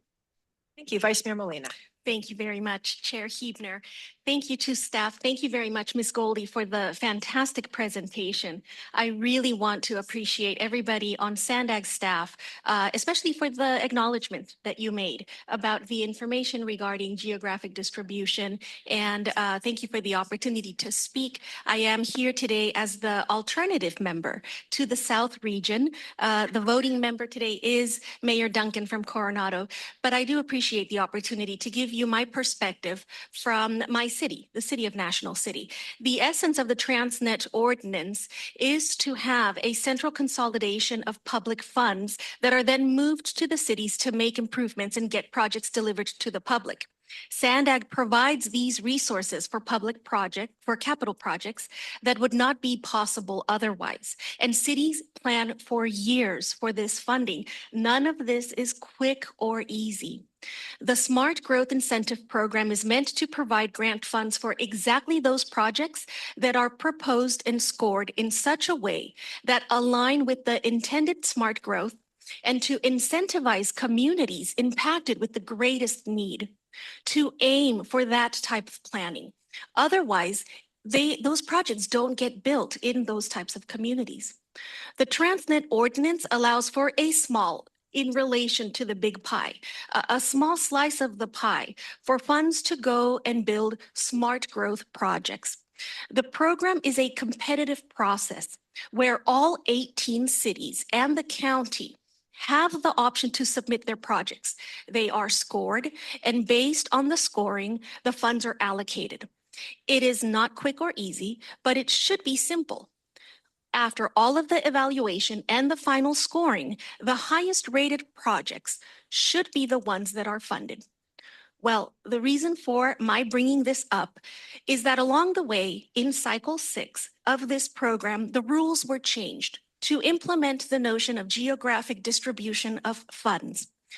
This concept makes it where funding goes to one project per jurisdiction, no longer minding the projects with the best merits and most qualified attributes for funding. The geographic distribution rule now makes it for the third best rated project to be skipped over so that the 17th and the 18th rated project be funded. On many levels, this demonstrates how communities like mine are perpetually kept underserved and disadvantaged. National City is a coastal city, but we have no access to our coastline. There is no beach in National City. That prime, precious land is dedicated to Navy bases and port parking lots. National City has done its best to implement public transportation for its residents and visitors. And a sad consequence is that we are considered an apt community for 5,000 plus RENA dwelling additions. We are already the densest city in the region. We follow the rules as best we could to present our projects for this grant program. We do well with our grant writing because we have to. We did well in this cycle. 4 of our projects scored in the top 10. It is very difficult to experience over and over that our efforts can be brushed aside in ways that are concerning. I want to be clear that I don't have a problem with geographic distribution and how it could be applied as a new concept and potentially incorporated into the future cycles of this grant program. This can happen, but only after an exhaustive narrative is had, one that is forefront of discussions with ITALK and other policy committees, and after keyholder engagement. The conversations need to occur and direction must clearly be given to make the change, because this is a significant change to the SGIP or SGIP, which I've heard it called as well.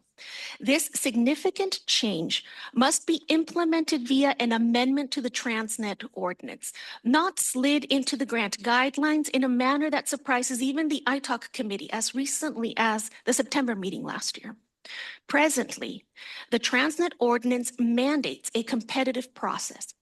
I do agree that every agency is deserving of funding, and I am fine with the change upon the stakeholder buy-in. But do not keep calling it a competitive grant program. Don't continue with the evaluation of the grants and scoring them on the merit, only to set it all aside and distribute funds by another measure. Again, the Transnet Ordinance mandates a competitive process. If it is no longer competitive, then make the change to the ordinance. We talk about reinforcing accountability, and that is what I aim to do here. Communities depend on the central consolidation of public funds that are then moved to the cities to make the improvements and get the projects delivered to the public. That is the beauty of SANDAG. SANDAG does that for us. With all due respect to the motion that is on the table, I propose to the Executive Committee to please recommend leveraging the additional available SGIP funding to exhaust all available funding up to $46.2 million that is currently available today, to award additional capital projects to local jurisdictions. This is the last option. The third option up on the board, it would need to be in the form of a substitute motion, I suppose, because there is a motion right now for that one in the middle. SANDAG does a lot of great things. Funding the projects that it has rated as the best projects in this cycle is the best move that we can make today. And I appreciate you listening to me today. Thank you. Thank you. And if I might just add some comments of my own, because my project has been called out, and I'd like to just clarify a few things. We here on the board speak, regionally about everything. This is the 6th cycle, and my city of Solana Beach has never received a single grant during the 6th cycle. Yet my residents do pay Transnet tax, which is where this comes from. Just because my community is on the coast and has high property values does not mean that we're wealthy. 40% of our residents are 65 years and older. They're on fixed income. So we may have a lot of equity in our houses now, probably because of the state laws, which have increased values ridiculously. But we are a small city who pays our taxes. Our general fund just barely reached $30 million this year. So we don't have a lot of extra funds for our projects. This is an extremely worthy project. It received some federal dollars as well. So it reached some very high thresholds there to receive those dollars. They for one half of the project, and this would help with the other half of the project. So again, we have really reached a lot of levels of worthiness in this particular project. And just so you know, it's the Loma Santa Fe Corridor Improvement Program, and it is along both sides of the east and west of Loma Santa Fe, which is one of our only busy streets. It makes our city more walkable, safer for pedestrians, safer for bike riders, and safer for drivers as well. It also includes a multi-use trail on the north side all the way from We're only 1.7 miles east to west and north to south, but from Highland all the way to the coast, so that people will be able to walk a little bit on DG as well as landscaped area. So it fits all of the criteria here. And I'm actually in support of the original motion, and I would make a second for the original motion. Thank you, Mayor. I just want to clarify, I am not petitioning to remove funding from any of the projects that have already been suggested for funding. I am asking to release the full amount that is available today. As our Executive Director, Mario Orso, mentioned earlier, there is a pot of money that has money in it today. So rather than hang on to that, because it is available for allocation, let's go ahead and release it. Given the fact that this cycle 6 has been a little bit wobbly in some of the way that the ratings or, some of the stuff that happened to it was not as crystal clear as it could have been. Given that we have money right now in the pot, why hang on to it? If it can go out. I'm not saying don't fund the Loma Santa Fe project. I'm saying go ahead and fund it. Plus, use the rest of the money that's in the pot. Why not? Madam Chair, was there a substitute motion? I'm sorry, I was just going to say, I've been convinced I'd be open because I was seconded it, so there wasn't a second before. I would be open to make. I'd like to second. Oh, you did second it? I'm sorry. But I believe there was a motion on the table for the middle second one. option for the 1 award per agency. Right. And I'm hearing a motion to amend. Motion by Councilmember Molina.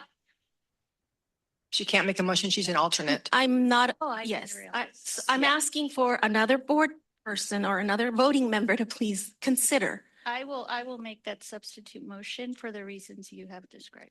Second. Okay, and I would be supportive of that. Okay, then, so too. we will need to vote on the substitute motion first. Okay, first we'll have Esther Sanchez, please speak. Thank you. Is it working? Oh, yeah, it is. Okay. I appreciate all the comments. And City of Oceanside has also been in the same situation. That is that for years we never are able to qualify because most of the projects that seem to be more important are south of 8. Almost every single time that there is this opportunity, and these opportunities don't come very often, these local opportunities don't come very often at all. I've been serving on the Transportation Committee. We had a robust conversation. Several of us pointed that out, that there needed to be more geographic diversity. It was geographic because many of our communities, cities, have not received any funding through this process. All of these projects are critical. City of Oceanside, which rated the highest, probably would not even be within the top. Probably would be looked over again. We've been waiting for this project for over 10 years. We've been working on the engineering and all the approvals and all that, but certainly would have been probably done if we ever were able to qualify, i.e., be more considerate of the rest of the county. We all, as you say, everyone pays the tax. So the one thing that I am concerned about with respect to using all of the available funds is that will cut down on the next cycle. And that's a pretty hard pill to take as well. So these cycles don't have, again, what is it going to be, another 2-3 years? Another 2 years, I think it is, another 2 years. Yeah. I think, that was a concern that I had too, which is why I was originally supporting the original motion with the 1 award per agency. But I think that this has been a little bit of, as you said, wobbly kind of a process. The geographic distribution discussion came up in 2024, so it has been known, and I support it. And I support it in other of our projects too. For instance, North County Coastal desperately needs, what are they called when you're, it's late.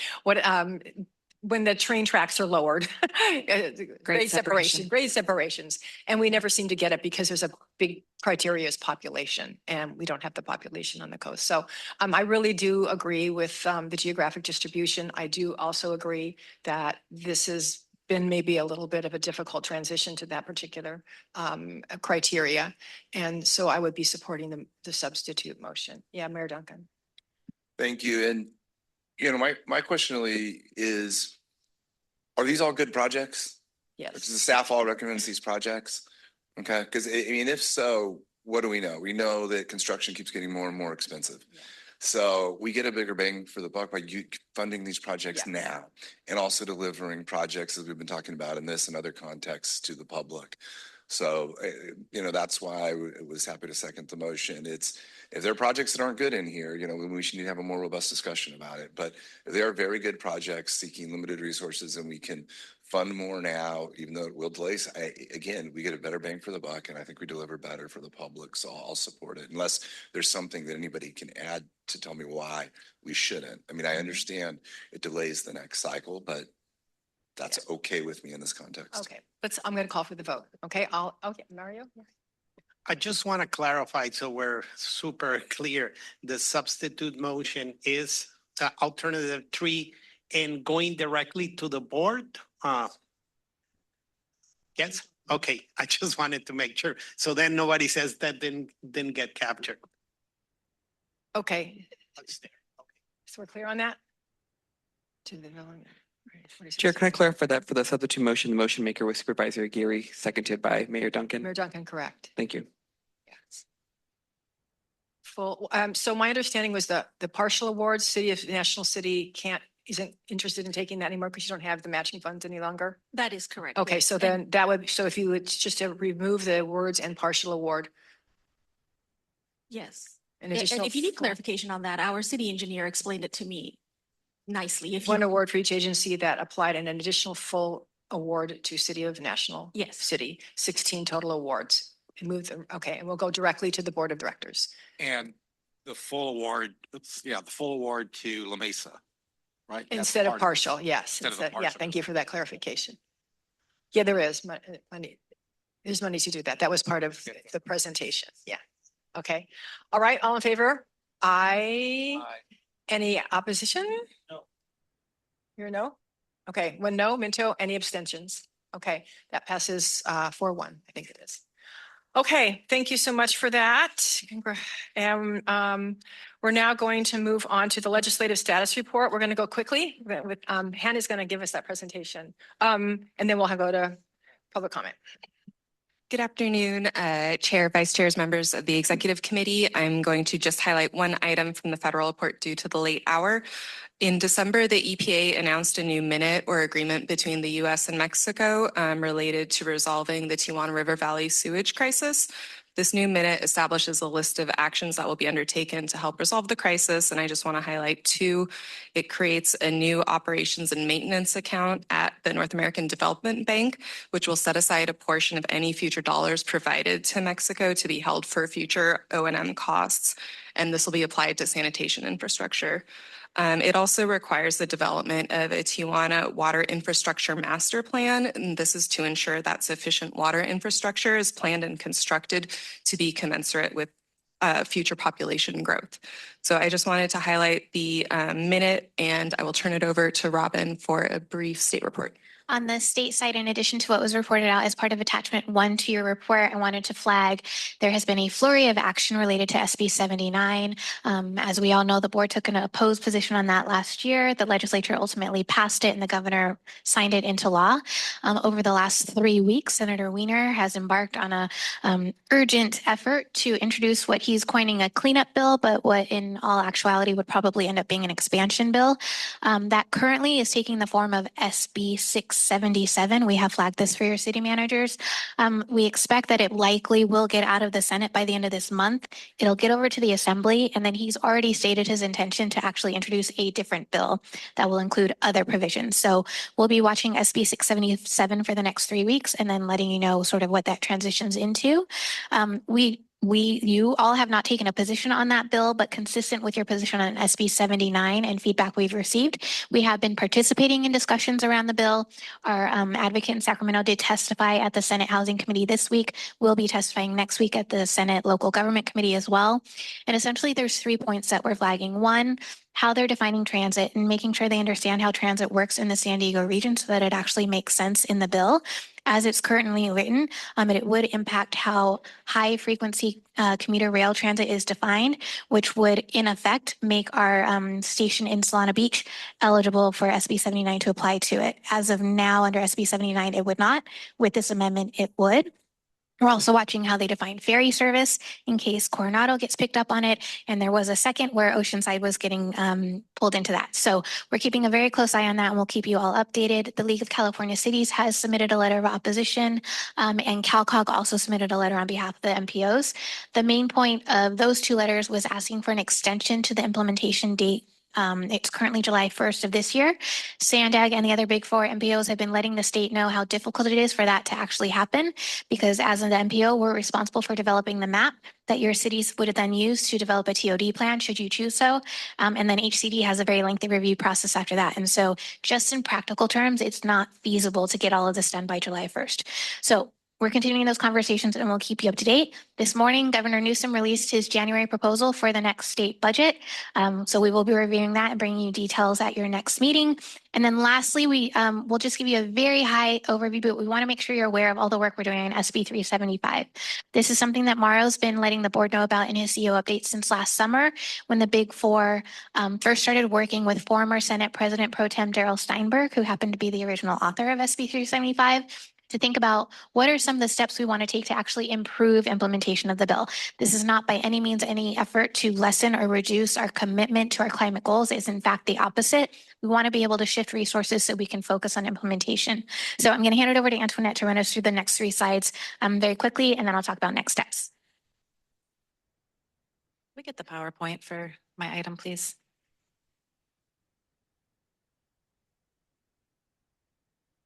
Okay, really quickly, this agency is required every 4 years to develop a regional plan that meets all of the requirements of a federal regional transportation plan, or RTP. You all just adopted our 2025 regional plan at your last meeting. That plan guides billions of dollars in transportation spending over a 25-year period. And that plan has to meet a lot of different federal requirements. In 2008, state law, Senate Bill 375, added what's called a Sustainable Community Strategy to the RTP. The Sustainable Community Strategy, or SCS, requires that our plans achieve a state target for greenhouse gas emissions by reducing vehicle miles traveled. So in other words, the goal of SB 375 was to reduce GHG beyond what could be achieved from cleaner cars and electrification, but by integrating land use and transportation. It also requires that we incorporate RENA into the regional plan, and that our land use scenario in the regional plan is consistent with RENA. So when state law started to influence regional plans, there was a really delicate balancing act that we had to partake in, right, to make sure that we're still meeting our federal requirements, not putting billions of dollars at risk, but also meeting these new state laws related to climate. So why do we want to update SB 375? First, I know I talk a lot about our frustrations and concerns with SB 375, but a lot of good has come out of it as well.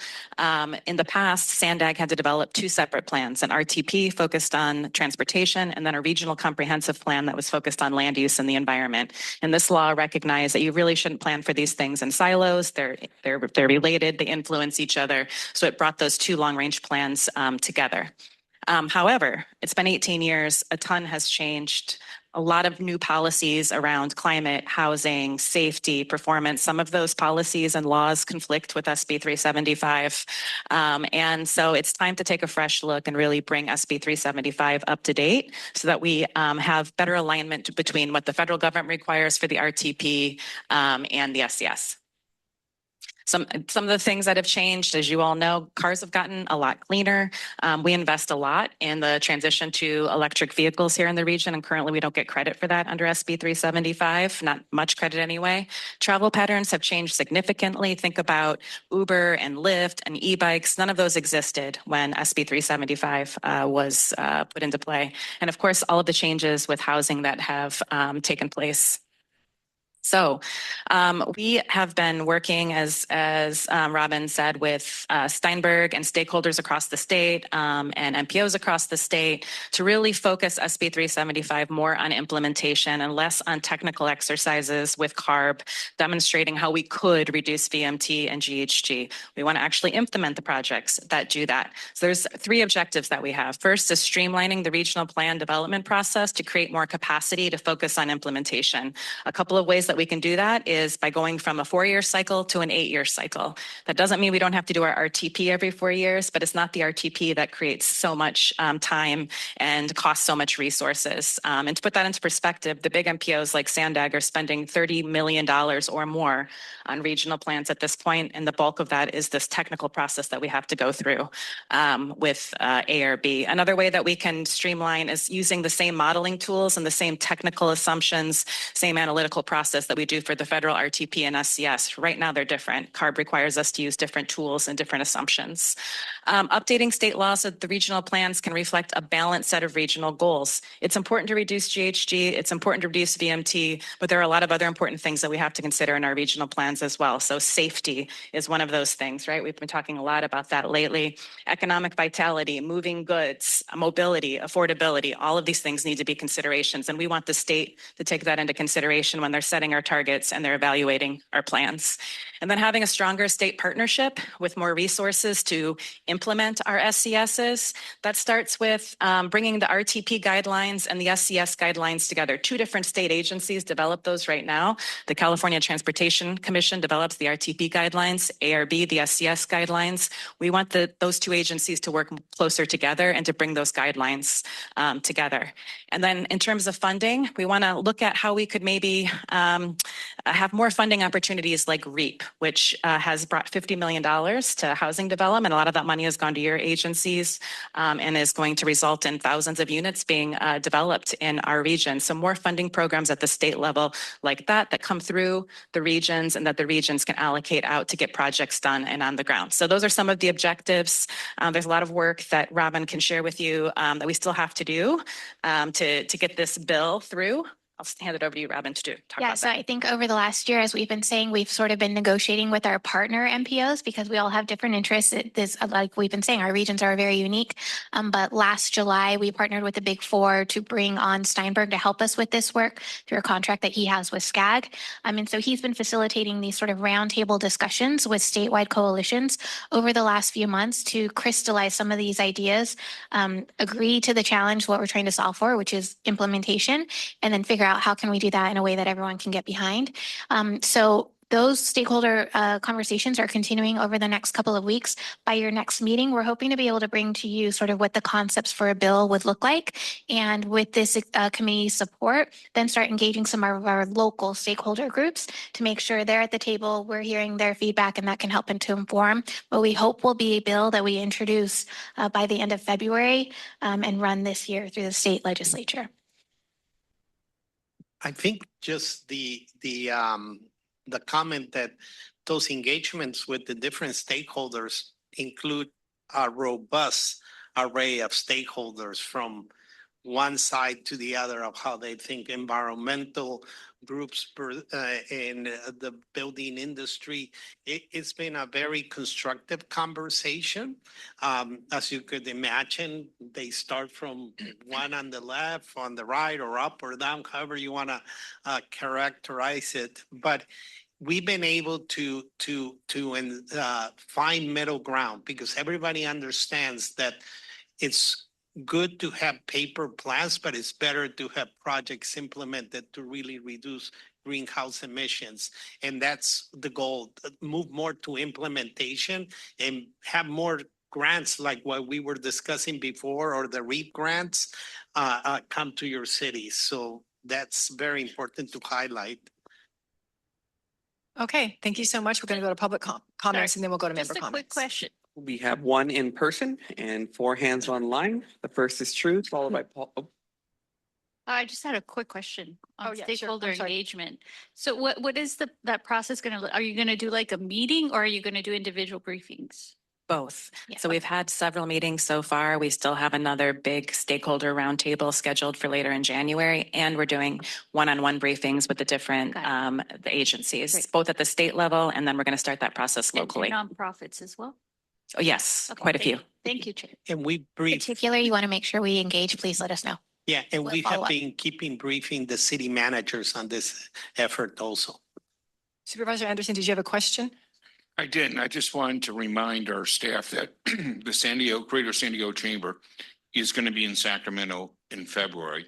So we should really think about what we want to give them to help them lobby for us. Great, thank you. Okay, now we're going to go to public comments. First is Truth, followed by Paul the Bold online. I'm glad the county got their questions answered, but more importantly, good job, Luz. She's actually on it. Scott Wiener is an idiot. That's all I need to say. Why is reducing VMT and GHG important? Because I'm not in the climate cold. I don't quite understand. Is it just because you have to or because you really believe it? That's the question sometimes I want to ask myself, but I don't really care because I know what's true. The minute order does nothing without accountability measures. It's just more show. I'm glad the legislative update covered hypocrite Blake Spears' political theater show in La Jolla. That grifter was funded by the same entity as fellow sewage grifter Manuela, the Building Construction Trades Council, of course. I assume Blake Spear, Padilla, and Alvarez are seeking votes again. But why were Crystal Irving of the Purple Shirt Mafia and the Negligent Water Resources Chair and APCD's Paula Forbes there? What could they possibly contribute? The second political theater in Chula Vista I did attend on a mostly empty stomach. Here we are again. I entered City Hall only to see an agenda full of Mexico sewage grifting NGO profiteers, political clowns, Carolina and Jerry, and major corporations concerned only with more profits at IAB and Coronado's expense. I left the building in disgust over the money talk and came back later after buying some pan dulce and coffee to hold me over. I was allowed only 60 seconds to speak as the only normal non-grifter in attendance. I said that making money and making great products like cheese and milk are important, but I come with the Imperial Beach and Coronado perspective. And then I tried to make a speech. Clown David Alvarez pretended to seek public input on the USMCA renegotiation, which had already closed the public comment period. Alvarez was actually trying to put on an anti-Trump tariff tirade event. His corporate campaign funders in the room wouldn't have dared held that fake meeting in Imperial Beach. Now, fact-checking biased Peter Pizer, the Move America Coalition is definitely not a conservative group. It's allied with the FAL-CIO. We know that means it represents progressive money. And as far as CARB, why do they focus on light duty vehicles, but then you have your border crossing going to bring in a whole bunch more? Just hypocrisy. Thank you. Next is Paul the Bold online, followed by Mike Bullock. Please keep your comments related to the legislative status report. The state is using an outdated law. Can you hear me? Yes, go ahead. The state is using an outdated law to set climate goals. Glad SANDAG wants to change it. Disturbing that there is so much focus on decarbonization leading to VMT fees, 15-minute cities, dangerous bikeways, BESS, EVs, increased wildfire dangers, and other anti-people things. I noticed when reading an article about air pollution that meat eaters produce about 2 times as many GHGs as vegetarians. Meat is tougher, harder to chew and digest. So how committed to low GHGs are you? Here's my list of what causes climate change. The biggest man-made cause is big industry, not cars. Natural causes. Solar cosmic radiation, volcanic gas release, groundwater movement, magma, Earth's core movement, Earth rotation speed or wobble, tectonic movement, El Nino ocean current movement, wildfire gas release, hurricanes, storms, landslides, earthquakes, sea level rise, and natural increase in CO2 concentrations in ice age cycles. Man-made causes. Plastics manufacturing, mining and construction, fashion, and agribusiness industries. EV BESS burning during house and wildfires, pollution, contrails and chemtrails manufacturing, chemical or plastic dumping or leaks, waste generation, greenhouse gas emissions. We need to be a lot more creative, not write off every natural cause as something we cannot control. And all the decarb stuff is pretty useless if big business can Thank you. clear. Your time has expired. Next is Mike Bullock, followed by the original draw. The item is the legislative status report. Yeah, thank you.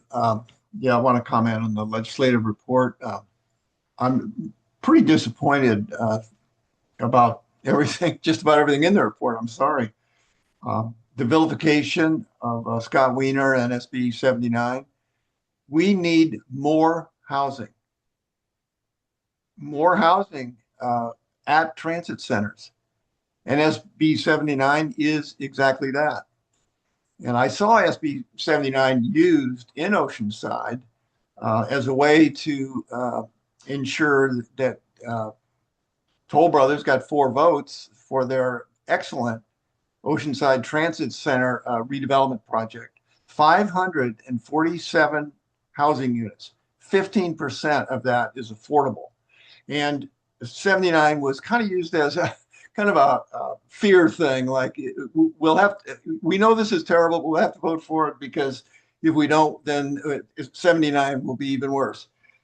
Whatever, I was just happy that a good project got approved. It's going to be a wonderful thing for transit. It's going to be a wonderful thing for the North County Transit District. And it gives us a better chance in the future. I really think that the young staff people that talked about changing the cycle from 4 years to 8 years, I don't think they understand the danger they are in. Those are young people. They're like my grandchildren. People under 40 are at huge risk. If you look at the peer-reviewed science and what the climate scientists are telling us, we need to get moving on this. We need reductions by 2030. That doesn't change. And, so much of this presentation has been so disappointing. I'll just have to say that and leave it at that. Thank you very much.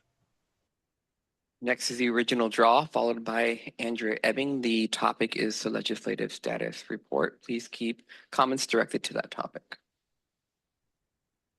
Man, it's crazy. All you have to do is listen to you guys and you can hear just how everything you're doing is all about control. Everything is to save the planet, but we got to control everything you do, from what you eat to where you go, to what you can or cannot drive and the way you can travel. Because if you guys really did care about greenhouse gases and all that stuff, I mean, I'm sure much of you look up into the sky and pretend that those aren't chemtrails and that they're contrails. They just last forever and start to spread out and whatever. But it's like, if you really, we're looking into vehicle miles travel, why would you be going into Otay Mesa, East Port of Entry and, making it so that more people can travel into the United States, into San Diego? And why wouldn't you look into the cars that are coming from Mexico and the fact that they don't have the same regulations that we do here? So that would significantly impede your ability to, mitigate the greenhouse gases that are coming if you're going to allow that and expand lanes. But the funny thing is that you'll expand lanes there, but then you'll come into our communities and remove them and make it harder for people to get around. You don't make it easier. You are, and then I wonder, when you're doing that, and it's like you want to get everybody out of their cars and people are in your little complete communities, your 15-minute cities, how the hell are they going to evacuate when there is a fire? Just run away? You think that they can run out the fire, like just make it on their way out? I mean, or is that just part of your reducing, carbon, which is, we are the carbon you guys want to reduce. So if you guys really did care, you wouldn't be so concerned. I mean, look at how long it's taken to even do anything with the Tijuana River Valley. You guys care more about commerce and money coming in, which when you're going to be, implementing things like electric trucks, you're actually impeding your ability to do commerce. So if people just listen, they would be able to see very, very clearly exactly what you guys are doing, and that it has nothing to do with saving the planet, because you don't recognize the things that would actually do that. And all you're doing is controlling everything that people do. Thank you. Your time has expired. Next is Andrea Ebbing, followed by Consuelo. Reminder that this is the legislative status report. Please keep your comments directed to that topic.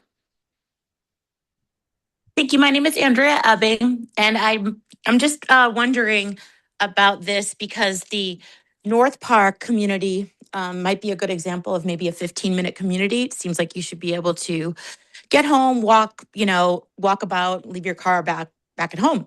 But I don't know if you guys have heard North Park's nickname, which is No Park, because of all these developments that are being built with no parking.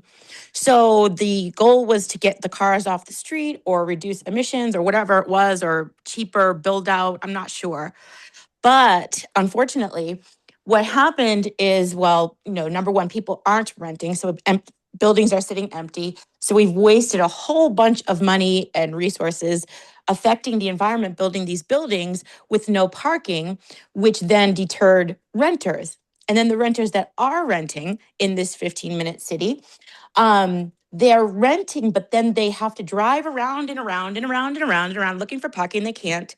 And then they're hostile and frustrated, and people are getting hit and killed, and road rage incidents. And that requires crime scene cleanup and investigations, and like the whole thing it just feels very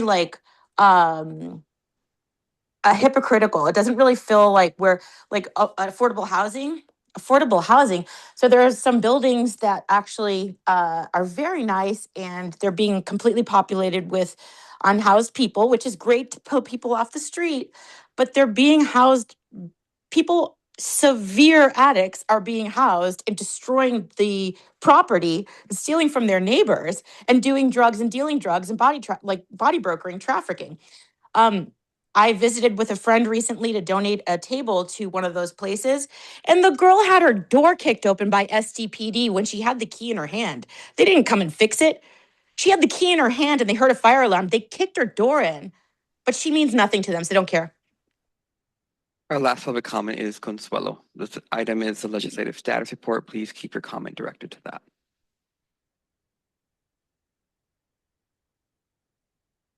All by design, Andrea. And I think the word was you were looking for is dystopian, Orwellian dystopian nightmare. That's what this is. Anyways, okay. So, before I start too, Michael, earlier my call was cut off and my opportunity to speak was not honored. And, I spend time carefully crafting my comments, and it's discouraging when public input is interrupted mid-sentence. And, at this point, come on, 3.4 million people in this county and only a nanofraction participate. So there should never be a reason to skip someone's comment. So I respectfully ask you to please go back to the queue. I was raising my hand. That would be much appreciated. Thank you so much. Okay, so these plans, let's see. These plans always have to include federal requirements and never the needs of our county's residents. Shameful. Regarding the legislative statute report, while updates on federal and state legislations are important, it's concerning when the reports and the analysis make little to no mention of SANDAG itself or its direct impact on San Diego County. Residents fund this agency, yet many legislative updates feel detached from the actual work being done here. How much of this reporting is truly relevant to the people funding SANDAG versus simply a review of external policy activity? Transparency and accountability should guide every step of SANDAG's legislative efforts. Public voices, especially from historically excluded groups, the elderly and the people with disabilities, need to be incorporated before positions are finalized, not after. Reporting isn't enough. Meaningful connection to SANDAG's actions and impact is essential. Reduction of VMT through GHT just creates easement for control. Wake up, buttercups. Thank you. Okay, that concludes the public comments. We're going to go to any member comments. Mayor Duncan. I'll be super quick. I just wanted to mention something from minute 333. There's a couple things that I think are super important to solving the sewage crisis that I've been pushing for extremely hard with anybody that'll listen, from the EPA to the trade representative to the Mexican ambassador and our ambassador to Mexico, I should say. And the State Department. And I was actually told at the last contact with the State Department that these things were not going to be in minute 333. And then when it came out, and they were the first two things in minute 333. So one, I just want to briefly mention in case in any of your contacts in your careers in life that you're aware of this and it's something that maybe you could help push for. They've agreed, the first thing in the minute order was to do a binational working group to look at how to construct an outfall pipe at San Antonio de los Buenos. So that's the plant 6 miles south of the border that was just built and became operational last April. But that at that site right now, less than half of the sewage is treated. The other half is dumped directly on the coast. So with the 6 mile outfall pipe, they could put the treated sewage through it, like the United States does with the Point Loma plan, or we do, San Diego, 3 miles offshore. But they're looking at a 6 mile offshore pipe. But also, if it's not treated, it would be out 6 miles, which might actually keep it off of Imperial Beach based on the studies and Coronado. So that's one. The second thing is, tying in with that, is building a second plant there to treat the rest of the sewage. The concept now is our expanded plant will handle a lot of that, but that's not, they're going to keep growing, which leads to my final third point. So those are my two things I tried to get in, and they both made it in. And the last thing is a master plan for all of Tijuana's wastewater, because they have so many unhooked, developments, and they're building, I think like 13 or something new office towers right now. And it's out of control. So that was agreed to as well. So there's different stages, but the one that has a defined stage is the outfall pipe. 3 months for this binational working group to come up with what they need to do it, and then 3 months more to make the actual proposal to the U.S. and Mexico to get it done. So I'm just happy about that. And there are some consequences being worked on. And as to the USMCA renegotiations, we submitted this in there as well and went to DC and testified about it. Kind of right before this came out. So I'm very happy, and I'm a little more optimistic on some things. So thank you for that minute. Yeah, thank you for your work on that. I'd just like to give direction to please bring back consideration of a position on SB 677 at the next executive committee meeting. Thank you. Can Yes, Mayor. Yeah, actually, I was going to ask if we could do that. Yeah. Okay. There's also another thing that I'm hoping that we can consider, and that is to request an extension of time because for a couple of things. First, implementation, but especially because July 1st is a deadline for submitting an alternative TOD plan to be considered by July 1st. And that has to be certified by HCD by July 1st. So that is kind of crazy. And so hoping that we can also get that included. Yeah, as was mentioned, both Cal Cities and CalCog have asked that, and it's in our talking points too. Okay, and I want to say that the Oceanside Transit Center, that was not an SB 79 project. It was completely discretionary. So yeah, that was not a good example of SB 79. I agree with that. It went through the process. It had public input. It actually had good design. First, Vice Chair. I just would be remiss if I didn't thank you for the very good work and fighting the very good fight. I think you're hearing the message from the board members, and you're taking that fight to Sacramento. Keep us apprised and let us know how we can help individually as well. I know bills can be very tricky. The common sense 375 things that you're talking about, come on, let's get that done. Right. Yeah. But thank you all. Yeah, if I could just say one more thing about the 677, it looks like we would qualify for tier 2 because of frequency, I guess it is, and we should take off the Amtrak as part of that. Is what I understand, and that would address the Solana Beach issues, I think. Yeah, because the Amtrak doesn't. Why do visitors need permanent housing? Because our update to general plan includes creating 2 corridors, the Mission Avenue and God, I can't even think right now, and Oceanside Boulevard. That would meet our arena numbers and exceed our arena numbers. So bottom line is we already have the plans moving forward. We're very, very thankful that you're fighting for us to keep the Sprinter off the map. Thank you so much. I guess we need to continue that fight because we really do. If you see Oceanside 10 years ago and now, we have increased densities. We weren't required to do it by these kind of mandatory laws. We were doing it as part of addressing arena numbers. So we don't need to be told what to do because we can do it ourselves. Yeah. Thanks. Okay. All right. If no further discussion, this item requires no action, so we will conclude our meeting. The next executive committee meeting will be February 6th at 9 a.m. We are adjourned.